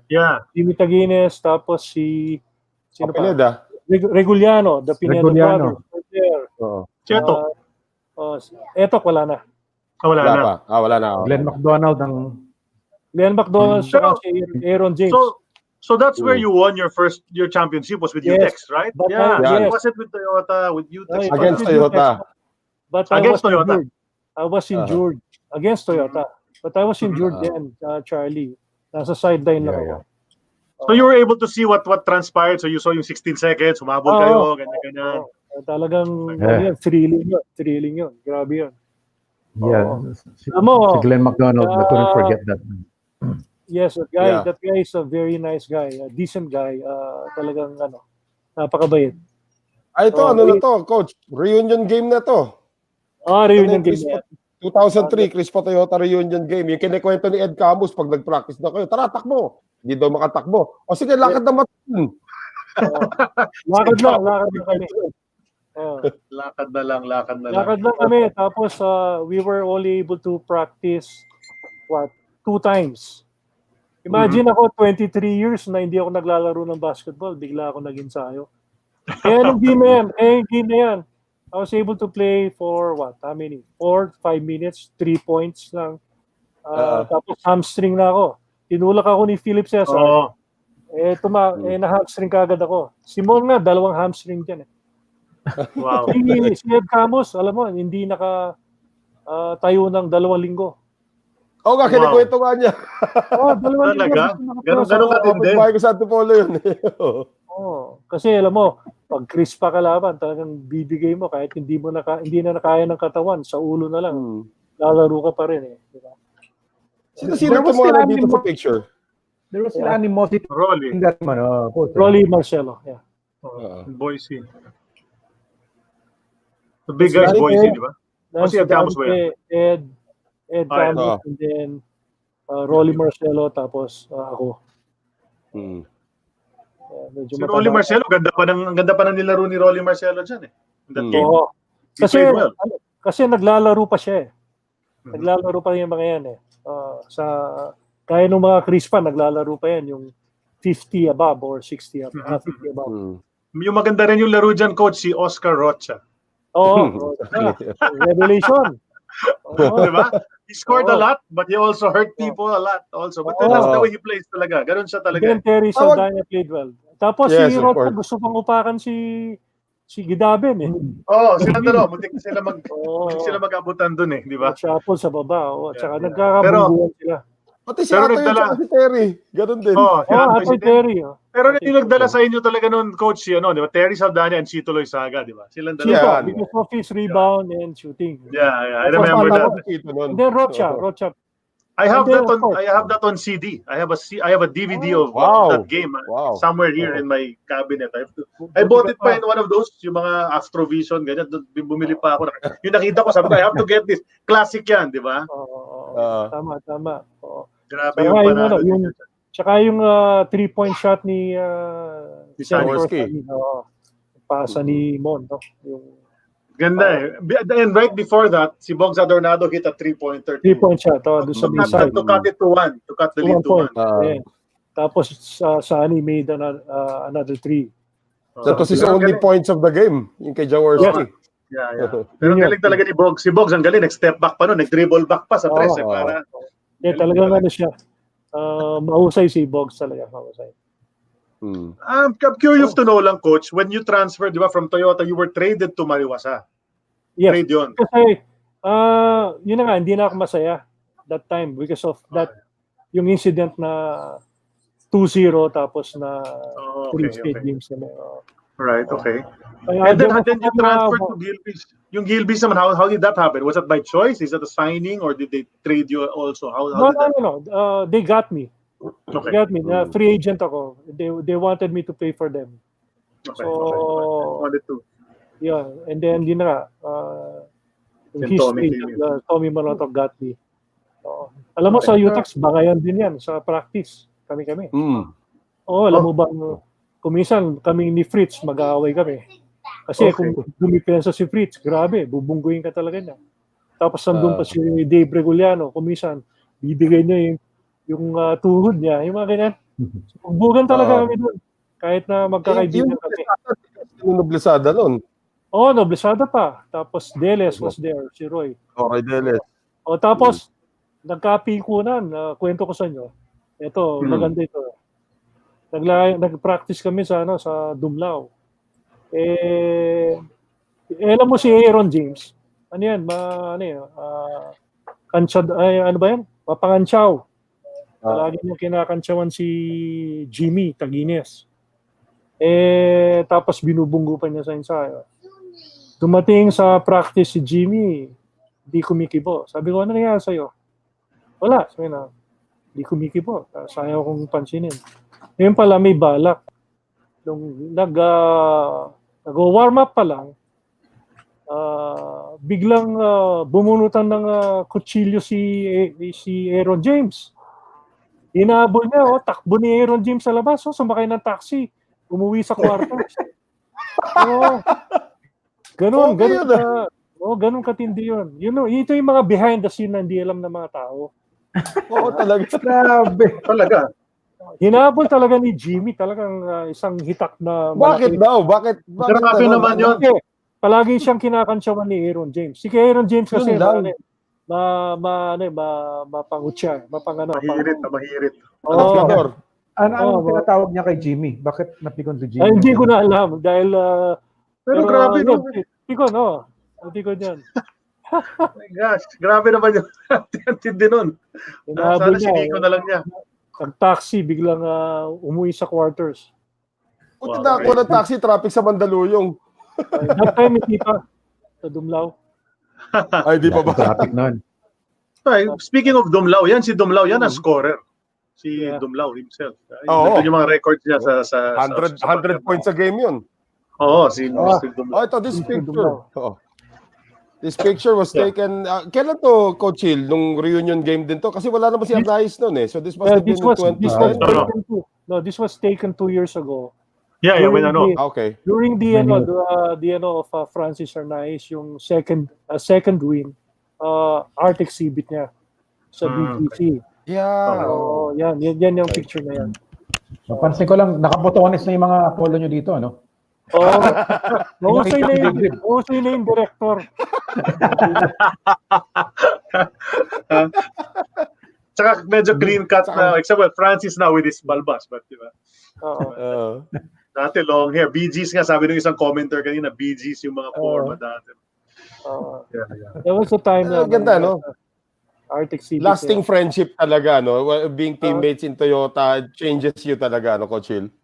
Up to now. Kasi lalo na yung Toyota, kami ni Ed Camus, we have a group sa Facebook. So Emerly Gaspi, sina Ricky Rolosca, meron kami grupo. Kasi sila Ompong, pag minsan nagtatawagan kami niyan. Pag libre yung iba, sasagot, kwentuhan lang. Kahit anything. Tapos pag nagbe-birthday si Coach Dante, nag-i-invite siya sa bahay niya. So we will go there, we'll see each other there. So nagkakaroon pa rin ng get together. Paminsan-minsan. Photos pa ba tayo? Last na pala yan. Meron yata, no? Last photo, one more photo. That was it na. That's it. Mukhang yan na yun. Last photo na yun. Okay. I'd like to ask Coach, your rookie year obviously turned out to be your most productive year, no? As a PBA player, diba? And then the rest of the time you were going from team. At least you finally won your championship with UTEX. But shortly after that, you called it quits. What made you decide to walk away? Because I got injured nga. So, dalawang beses na ako. One with Toyota, and then the next one was UTEX, no? Okay. Sa UTEX. So, biglang yung tuhod ko talagang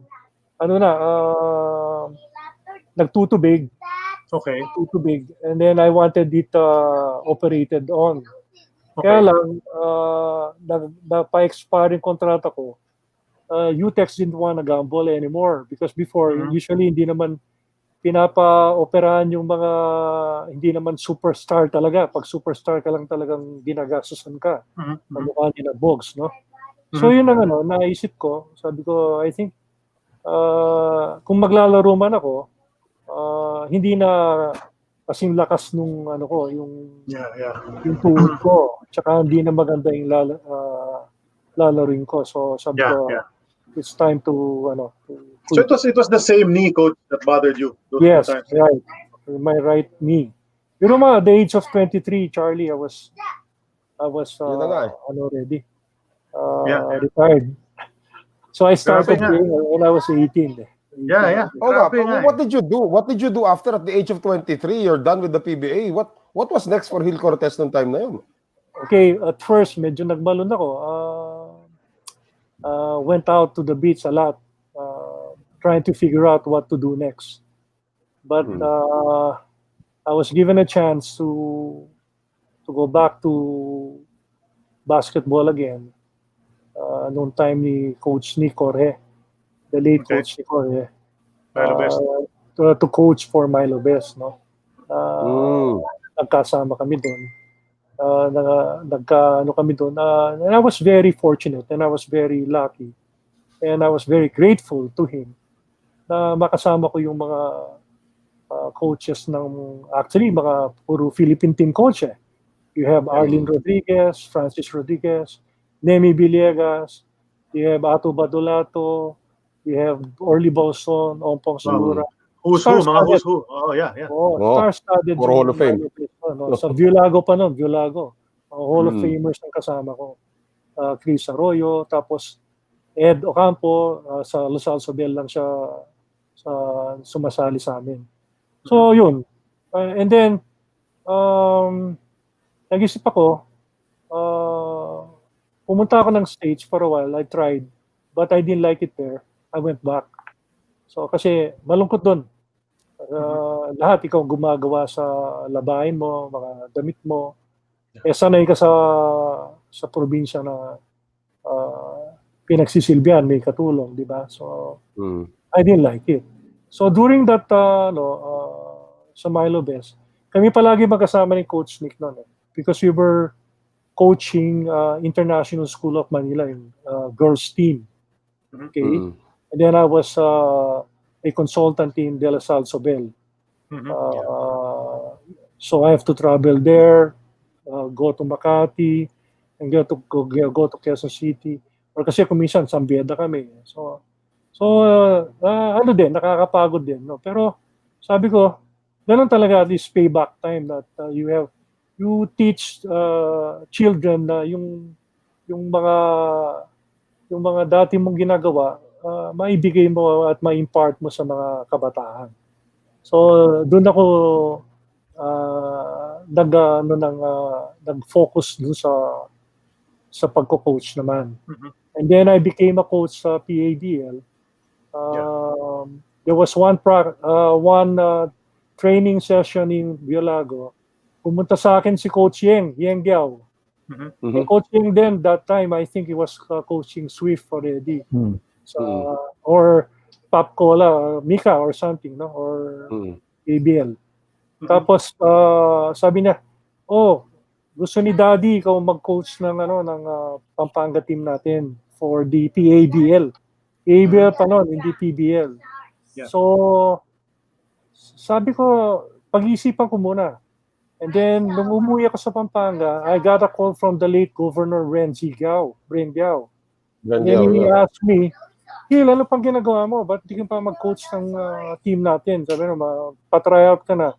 At saka, ikaw ang magiging administrator ng Pampanga Sports Complex and Convention Center.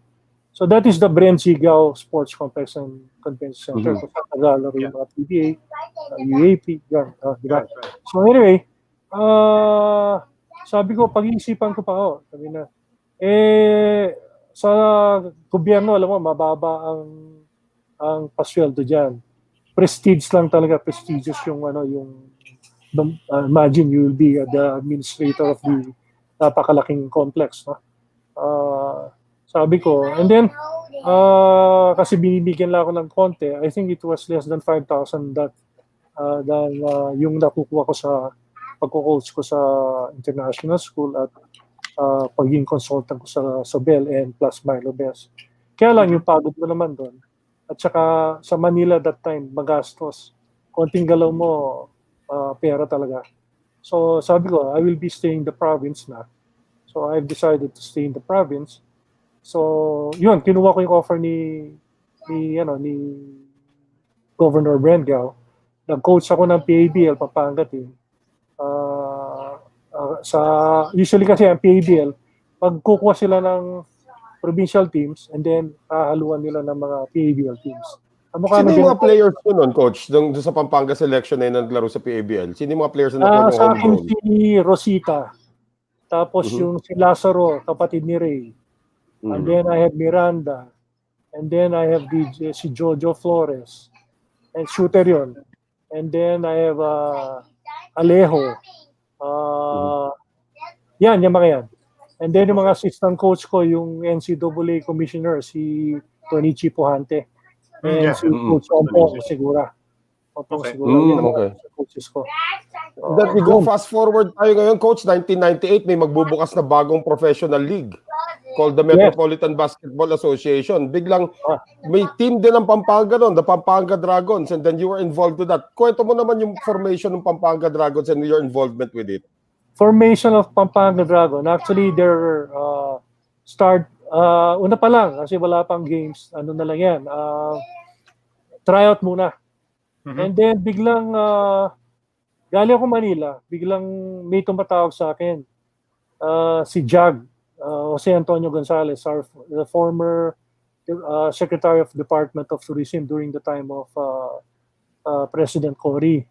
Sabi niya, Gil, sabi nga, this is Jose Antonio Gonzalez. Can I talk to you? Sure, sir, kako. Yes, tapos sabi ko, what can I do for you, sir? Sabi sa akin, pwede ka bang, would you like to manage and coach the team of Pampanga? Sabi ko nun. Siyempre, nababalitaan ko na yung NBA. May nagtanong pa nga sa akin, si Nemi Villegas, sabi niya, hindi ka ba part ng Pampanga team? Sabi ko, wala ako alam dyan, kako. Wala pang kumakausap sa akin. So siguro, nakita ni Jag, yung mga nakaraan ko, mga sa organization at saka sa yung mga tawag dito, yung mga nagawa ko para sa basketball. Kaya siguro akong naisip kunin niya. And siguro meron din bumulong sa kanya. So I went to Mimosa. Kung saan ka ngayon? Noel. Yes, sir. Dito. Pumunta. Sa taas niyan, meron siyang napakagandang opisina dyan sa Quest. Dati holiday niya, Mimosa. Okay. Pumunta ako dyan. Mag-usap kami. Sabi ko sa kanya, alam mo, sir, ako, ayaw kong mag-coach sa team kako. Kaya kong mag-coach at mag-manage. But I think I always believe in good organization, sabi ko. Hindi ko kukunin yung coaching job. I will just manage your team and then I will look for a good coach for you. Which is sa Kapampangan that can handle the team, sabi ko. So, sige, if that's what you like, sabi ko nun. Kasi kung ano lang ako nun, biruin mo, doble yung sweldo ko kung kukunin ko yung dalawang posisyon. And then, pipirma ako ng, let's say, 2 to 3 years. And then, let's call it quits. Pero, no, I'm not like that. So, I told him, doon ko nakuha si Coach Arik de Rosario. Yes. Pumunta siya sa akin sa sports complex kasi that time I was still with the government. I was handling the sports complex and I was the sports director of the province.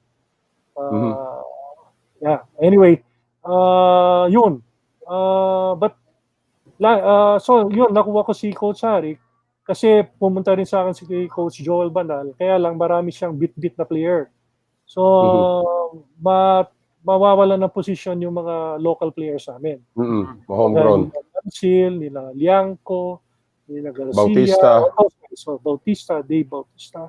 Magagaling naman. Hindi magagaling, pero wala nga lang pangalan. So, yun ang nangyari. So, that time, I had to give up my position sa government because ayoko yung may masabi sila sa akin, nasa Davao ako, naglalaro doon. Tapos, wala ako sa position ko. And I don't want them to double compensation. Ayoko ng gano'n. Right, so, right. Yeah. I gave up my position, and then I returned being the administrator, also sports director, after, let's say, after the Dragons, after the NBA, after the NBA. Bumalik ako. Bumalik ako as sports director. Tapos nakakuha rin kayo ng mga ilang players sa PBA nung time na yon, because it was supposed to be poised. The NBA was supposed to be poised as the competitor. Direct competitor talaga, ng rival talaga ng PBA. You were able to get a former PBA MVP rin sa inyong team. Nakuha niyo si Ato Agustin. Yes, Ato Agustin. Because Ato Agustin was, iba nagkaroon ng injury na konti. Pero what we did is, sinalaga na yung mabuti yung tuhod niya. And then we got Long David also. Tapos na yung kontrata. Tapos I got si Brian Punsalan, who played very well sa San Miguel. Nagkaroon siya ng season na maganda, di ba? So yun ang gitna ko, yung dalawa. Tapos, of course, si Jerome Ejercito played for us. Kaya lang nung bandang Noel, yung medyo papasok na ng quarterfinals, nagpalit ako.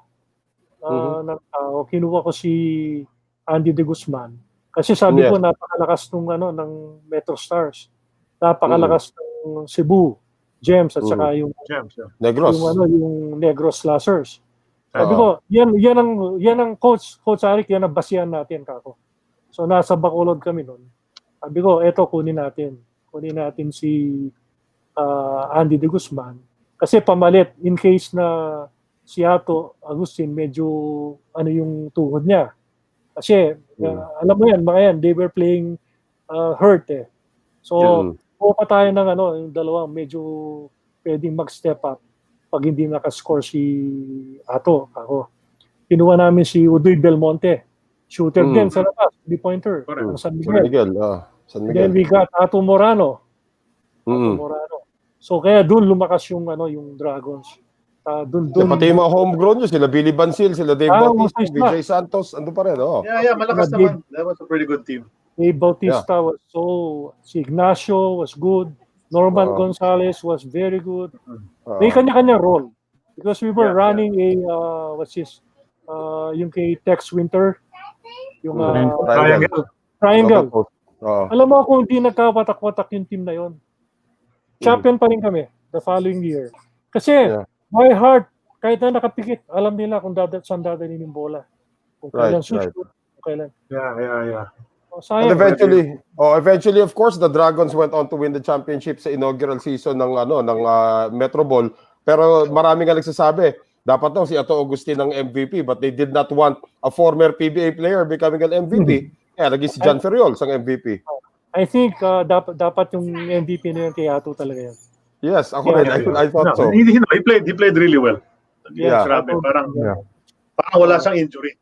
Kaya nagulat ako nung binigay kay John Ferriol. John Ferriol. Well, which leads me now to my next question, Coach Gil. Marami nagsasabi about Cebuano basketball. Pero yung Kapampangan basketball is also what should be talked about also. Grabe, not only for now, kahit dati pa, you did mention guys like Billy Bansil, si Dave Bautista, that before that, nung panahon nyo, and of course ngayon, sila Arwin Santos, Jason Castro na yung mga nagtitimon sa Pampanga basketball. Kwento mo yung development ng Pampanga basketball. Why is it such a big deal ngayon na yung mga players ng Pampanga gagaling? Kasi alam mo, may programa dito it's being run by the Governor Delta Pineda.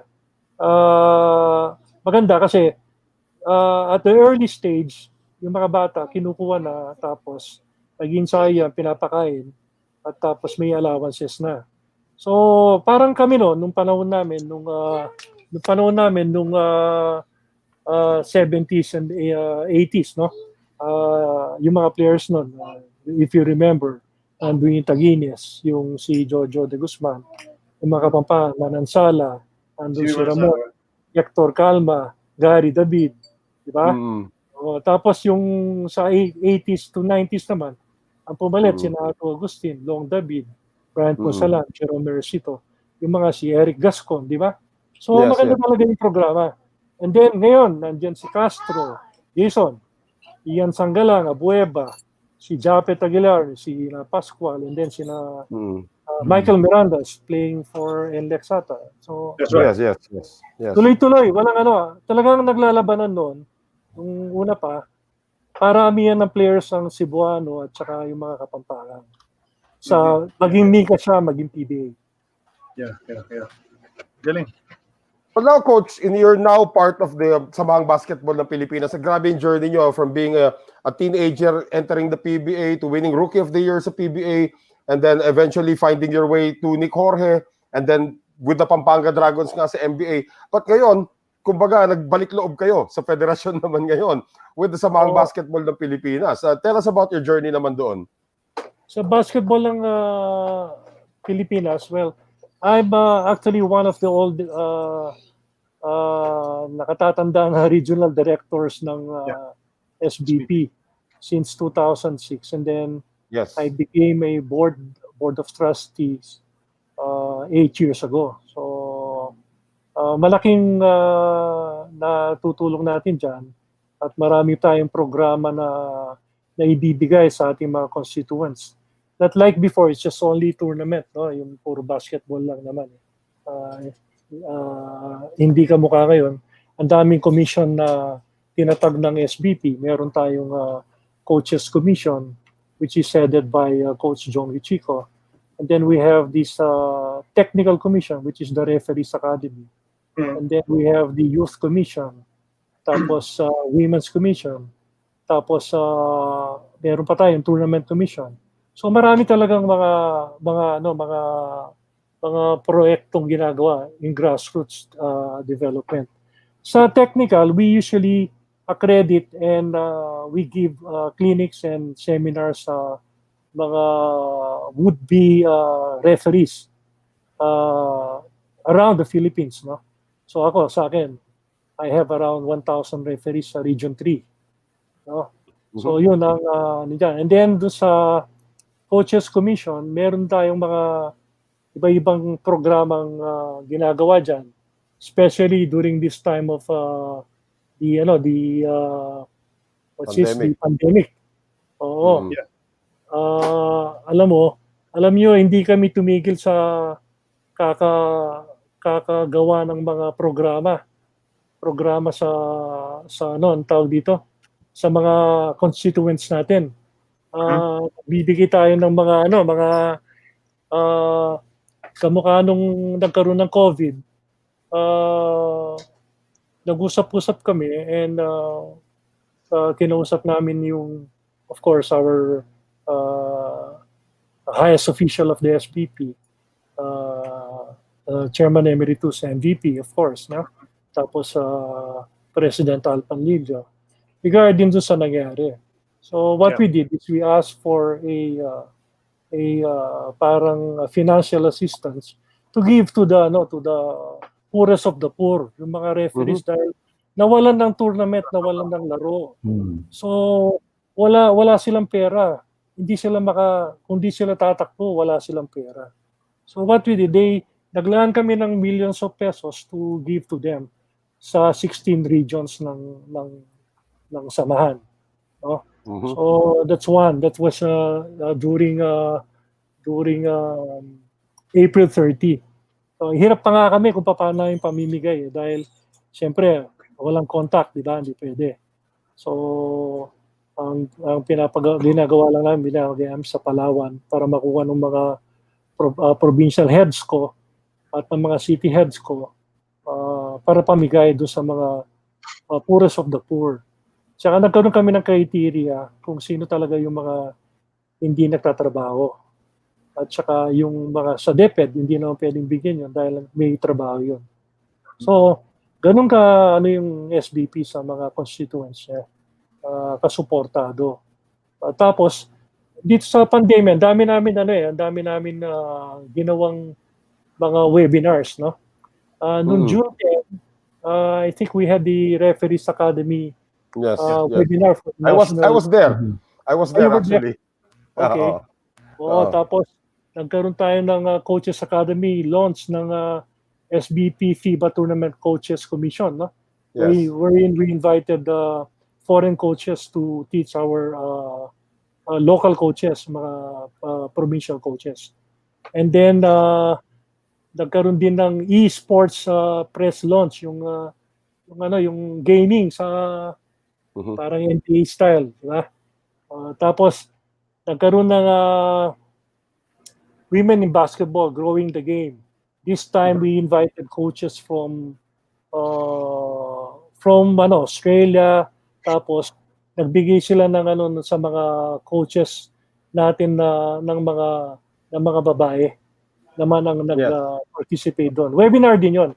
Kasi wala pang hindi pa pwedeng magkita-kita, no? And then yung e-learning, nagkaroon kami ng parang Milo Best na we In honor of invited Nick Jorge. invited sina Perez, mga national team members, yung mga babae at saka lalaki, to demonstrate. Ginawa namin parang 15 episode para yung mga passing and receiving, shooting, stance, laterals, movement without the ball, movement with the ball, and all the basic fundamentals of basketball. So that's the only way what we can tawag dito, na may magawa during this pandemic na para may matuto rin yung mga bata habang walang ginagawa sa bahay. Well, that's great that the SBP is actually did not stop. Actually, SBP is also planning for our hosting of the World Championship sa 2023. Ngayon pa lang, ang dami ng usap-usapan about that. 2023, actually, they've been having Zoom meeting left and right with sina Executive Director Sani Barrios, sina Boots Antonio, kasi may special committee, Ricky Palu, si Attorney Aga, and si Sito Martelino. So nagkakaroon tayo ng parang executive committee meeting, Zoom meeting with Japan and Indonesia, because we're not the only ones that is hosting the games. So we're hosting it together with Japan and Indonesia. So yun, palaging meeting nila. Kasi nag-Zoom meeting din kami nila ED, Sani Barrios, every now and then, para updating. Coach, hindi na talaga nahiwalay sa basketball yung buhay mo, no? I mean, even if your career ended early playing in the pros, you just kept going, basketball coaching, teaching, and now you're administrating over these programs ng SBP. So talagang basketball is your destiny. You were talking about it earlier, about the destiny mo talaga yung... Ito yun. Alam ni Noel yan. Kami magkasama ni Noel. Tagal na. 17 years. NBC. Since 2003, Coach. Magkasama na tayo. Palma. Yeah, Tito Palma. Yeah. Tapos URBL.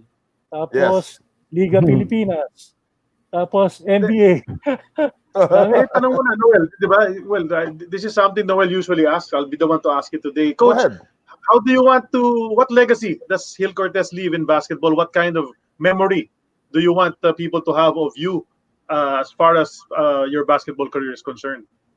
Well, gusto kong maalala nila ako na ako isang probinsyano na nakipagsapalaran maglaro sa PBA, at luckily nakuha natin yung award na yun, na hindi ko inaasahan, at yun, isa pa yung nakapag-share ako sa mga kabataan kung paano sila maglaro ng basketball, yung basic fundamentals. Kasi kailangan lahat basic fundamentals muna before you go into, let's say, high school or college program. And tapos, yung tawag dito, yung nakatulong ako, parang napakagaan ng loob ko na makita ko isang player naglalaro na sa NCAA, UAP, PBA. Marami akong natulungan. I will mention one. I saw him during my vacation in Mindoro. Ano lang siya, ang bata lang niya. He probably was just 10 years old then. Si Dave Marcelo. Wow, okay. Kaibigan ko yung nanay niya. Mahilig ako magluluto. Nakialam ako sa kusina niya doon sa resort na sa Mindoro. Tapos nakita ko dumaan, ang laki, parang asitaw laba ang katawan. Sabi ko, anong balak mo dyan sa anak mo? Sabi ko, hindi mo pa pag-basketball yan. Sabi ko, wala naman kaming alam kung saan siya pupunta. Sabi ko, sige, I will call father, I forgot his name, sa Lasal Lipa. Kasi doon lang ang malapit ang Mindoro, sa Lasal Lipa. I-enroll mo dyan, kako. Tapos papag-Milo mo, pag-Milo best. Pagkatapos, nung medyo humusay na yung bata, pinag-aagawan na ng Lasal and San Beda. I'm close to Ato Badulato, Coach Ato Badulato. That's why I gave Dave to San Beda, kaya Coach Ato Badulato. And then, nagpursige siya. Tingnan mo, up to now, he's still playing sa PBA. Yung mga ganyan. Marami. Nag-champion pa. Nag-champion pa. Yung mga ganun. Kausap ko lang yung nanay nung, the other day. Nagkumustahan lang kami. Kasi alam niya na dito yung anak niya sa Clark. So, yes. Tinatanong niya ako kung malapit lang ako sa kanila. Malapit ako para I cannot go there. I cannot join Noel there. In the bubble. We're stuck here. You're stuck. Thank you very much, Coach. Ngayon, Sid, alam mo na, Coach, what comes next when Sid Ventura asks his final question? Ako ba muna? Sorry. My fault. Charlie, go ahead. Coach, my fault, Charlie. I'm gonna ask you. I'm gonna call this part X's or O's. Okay, so I'm gonna give you a choice. You just tell me what your choice is between the choices I'm giving you. No explanation. Sabihin mo lang kung sino yung choice mo doon sa dalawa. Okay, Coach? Number 1, Dante Silverio or Tommy Manoto? Pareho. Both. Dapat may isa lang. Crispa or Utex? Utex. Glenn Talaga, McDonald or Byron Jones? Glenn McDonald or Snake Jones? Byron Jones. Snake Jones. Okay. Sonny Jaworski or Mon Fernandez? Both. Hirap doon, no? Wala talaga gusto mag-choice na, no? Sige, Ompong Segura or Arnie Tuadles? Both. They're both my friends. I would think so. Okay. Yun. Jojo de Guzman or Rudy Hines? Pareho ang kaibigan ko. Abe King or Big Boy Reynoso? Pareho ang kaibigan ko rin. SBP with Commissioner Ayala or SBP with Sunny Barrios? Pareho ang kaibigan ko rin. Wala ka I love it. Wala talaga. Larry McNeil or Dean Tolson? I like Larry McNeil. Larry McNeil. Jesse Soliano o Luke Dacula? I'll take Luke. Kaibigan ko si Luke eh. How about Paul Marigny or Jeff Randall? Jeff. Randall. Important. Randall. Bruce Sky King or Johnny Irving? Ba? Pareho yan eh. Pareho. Dr. I. Si Dr. I. Nakasama ko pareho yan, dalawa yan. John Irving and Bruce. Bruce, tumitira sa labas eh. Yeah, that's right. Outside show. Okay, so we had a few. We had a few choices from those ones that I drew. Okay lang yan. No problem. Sid. Nakalimutan ka na naman, Charlie. I know. Nora or Vilma? Nora or Vilma? Awayin ako ng mga fans ni Nora kung kukunin ko si Vilma. Baka awayin naman ako ni mga fans ni Vilma. Parang Chris Toyota kasi yan. Madugo yung labanan. Madugo yung labanan. Yung mga fans. Grabe. Ikaw naman, Sid. Your turn. Go ahead, Sid. Maricel o Snooki? Hindi. Ikaw, sagutin mo yon, Sid. Maricel ako nun eh. yung initial question ko, Coach Gil, yung 5 na paborito mong naging teammate? 5 na paborito ko naging teammate. Of course, I have to choose Mon, Ompong, dahil kami magbabarkada talaga dyan. And then, dami ko kasing team eh. Taginas, of course. He's a friend. Jimmy. Naging teammate ko sa UTEX. And then sa ano pang team. Ilbis, wala masyado dahil hindi ako nagtagal doon. Honda, hindi rin masyado. Dahil halos ka... Pareho ko din. Pwede RPT, Coach. Orly Balson. Okay. Orly. Yes, Pwede because kahit Manila that guy, Bank nga eh. tapos may Manila Bank pa, dami. Marami talaga. Maraming. That's 4. 4 na yun, isa pa. Isa na lang, coach. Isa Ano na lang, lang. coach? Isa na lang. Meron pa. Sandali. Dito nahirapan si Coach Hill eh. Oo nga eh. Nahirapan ako dyan sino pa ba? Manila Kakampi Bank. ko, no? Kakampi ko. Naging kakampi nyo. Any generation. Any generation. Mm-mm. I'd have to choose parang brother and tsaka parang pamilya ko na rin. At tsaka yung nagturo sa akin ng basketball. Si Robin Nepomuceno. Yes. Because Okay. is malaking naitulong niya sa akin. All right. Coach Hill, before we let you go, this is your opportunity na magpasalamat sa lahat na naging part ng iyong basketball journey from your humble beginnings in Pampanga all the way now to your being the regional director of SBP, not only in Pampanga but for the entire Region 3. Kahit sino gusto nyo yung pasalamatan, the floor is yours ngayon, Coach Hill. Yes, I'd like to greet and say hi to all of our regional directors of the Samang Basketball ng Pilipinas, and also our officials, si Chairman Emeritus MVP, our President Al Pandillo, our Executive Director, former PBA Commissioner Sunny Barrios, and all the Samahan Basketball ng Pilipinas na group na bumubuo ng samahan. Sa akin mga provincial heads ng Region 3, lahat ng city heads at ng municipal heads ko, at lahat ng mga bumubuo ng SBP Region 3. Salamat sa suporta niyo palagi pag meron tayong programa at natutulungan niyo ako sa malaking bagay. Sa akin naging mga kasama mula sa yung team ng NBC, Pampanga, PABL, URBL, Liga Pilipinas, NBA, at PBA, yung mga aking kasamaan sa Toyota, especially kay Repang Ompong, kay Repang Mon. And of course, I'd like to thank you for guesting me, for having me here tonight.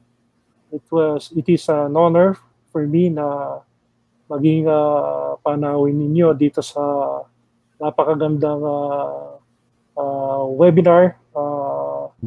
AOB, maganda pa rin yung pangalan. So, sa inyo, Sid, sa'yo, Noel, kay Attorney Charlie, nag-enjoy ako. Nag-reminisce tayo at ako'y natuwa at parang bumata ako ng 10 taon ulit. Lagay ko, nakapag-ano pa ako ng basketball 10 taon pa. That's great. Well, I hope so. Maraming salamat sa inyo. Our pleasure. Our pleasure. Maraming salamat. Sa mga nanood ng Zoom interview na to, maraming salamat sa inyo. Alam ko kung sino-sino kayo at yung mga ibang kaibigan dyan. Nanonood pala si Andy Guzman, Coach. Oh, Andy De Guzman is watching. Andy De Guzman nanonood. Binabati kayo. Daddy Gus, kumusta na? Alam ko nasa Canada ka ba? Oh, yeah. Stay safe there and healthy, okay? God bless you. Kayo rin, Coach Hill. Stay safe and healthy rin dyan sa San Fernando. And thank you for your service sa larangan ng basketball sa Pilipinas, not only as a player, but also propagating the sport, not only from your province, pero around the country as well. Maraming salamat din sa oras na binigay nyo sa amin dito sa An Eternity of Basketball. So, as Charlie would say, episode 53 is now in the books, but we have an announcement to make dito sa An Eternity of Basketball.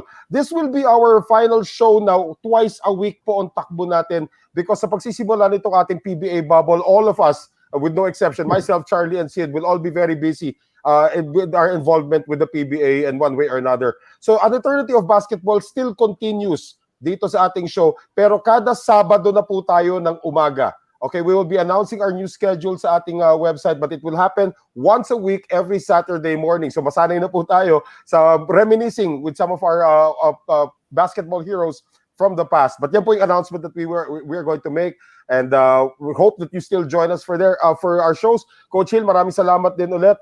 Charlie, Sid, if there's nothing more, episode 53 is now in the books. So on behalf of my partners, Sid Ventura and attorney Charlie Cuna from the bubble here in Pampanga. My name is Noel Zarate. Thank you very much. We will Stay safe, everybody. Maraming salamat. Stay safe. Stay safe, everyone. Stay safe. Stay healthy. Thanks so much, Thank you, Coach. Thank you so All right. much. So that's it See for you. an eternity of basketball. See you this coming Saturday. Yes. We'll announce our Early. guest and then magsama-sama po muli tayo. An eternity of basketball is done. Paalam. It's the NBA playoffs. And this year, everything has changed. As the whole world cheers from home, anything can happen. Get ready for the NBA's best. Competing like we've never seen before. For a chance to win it all.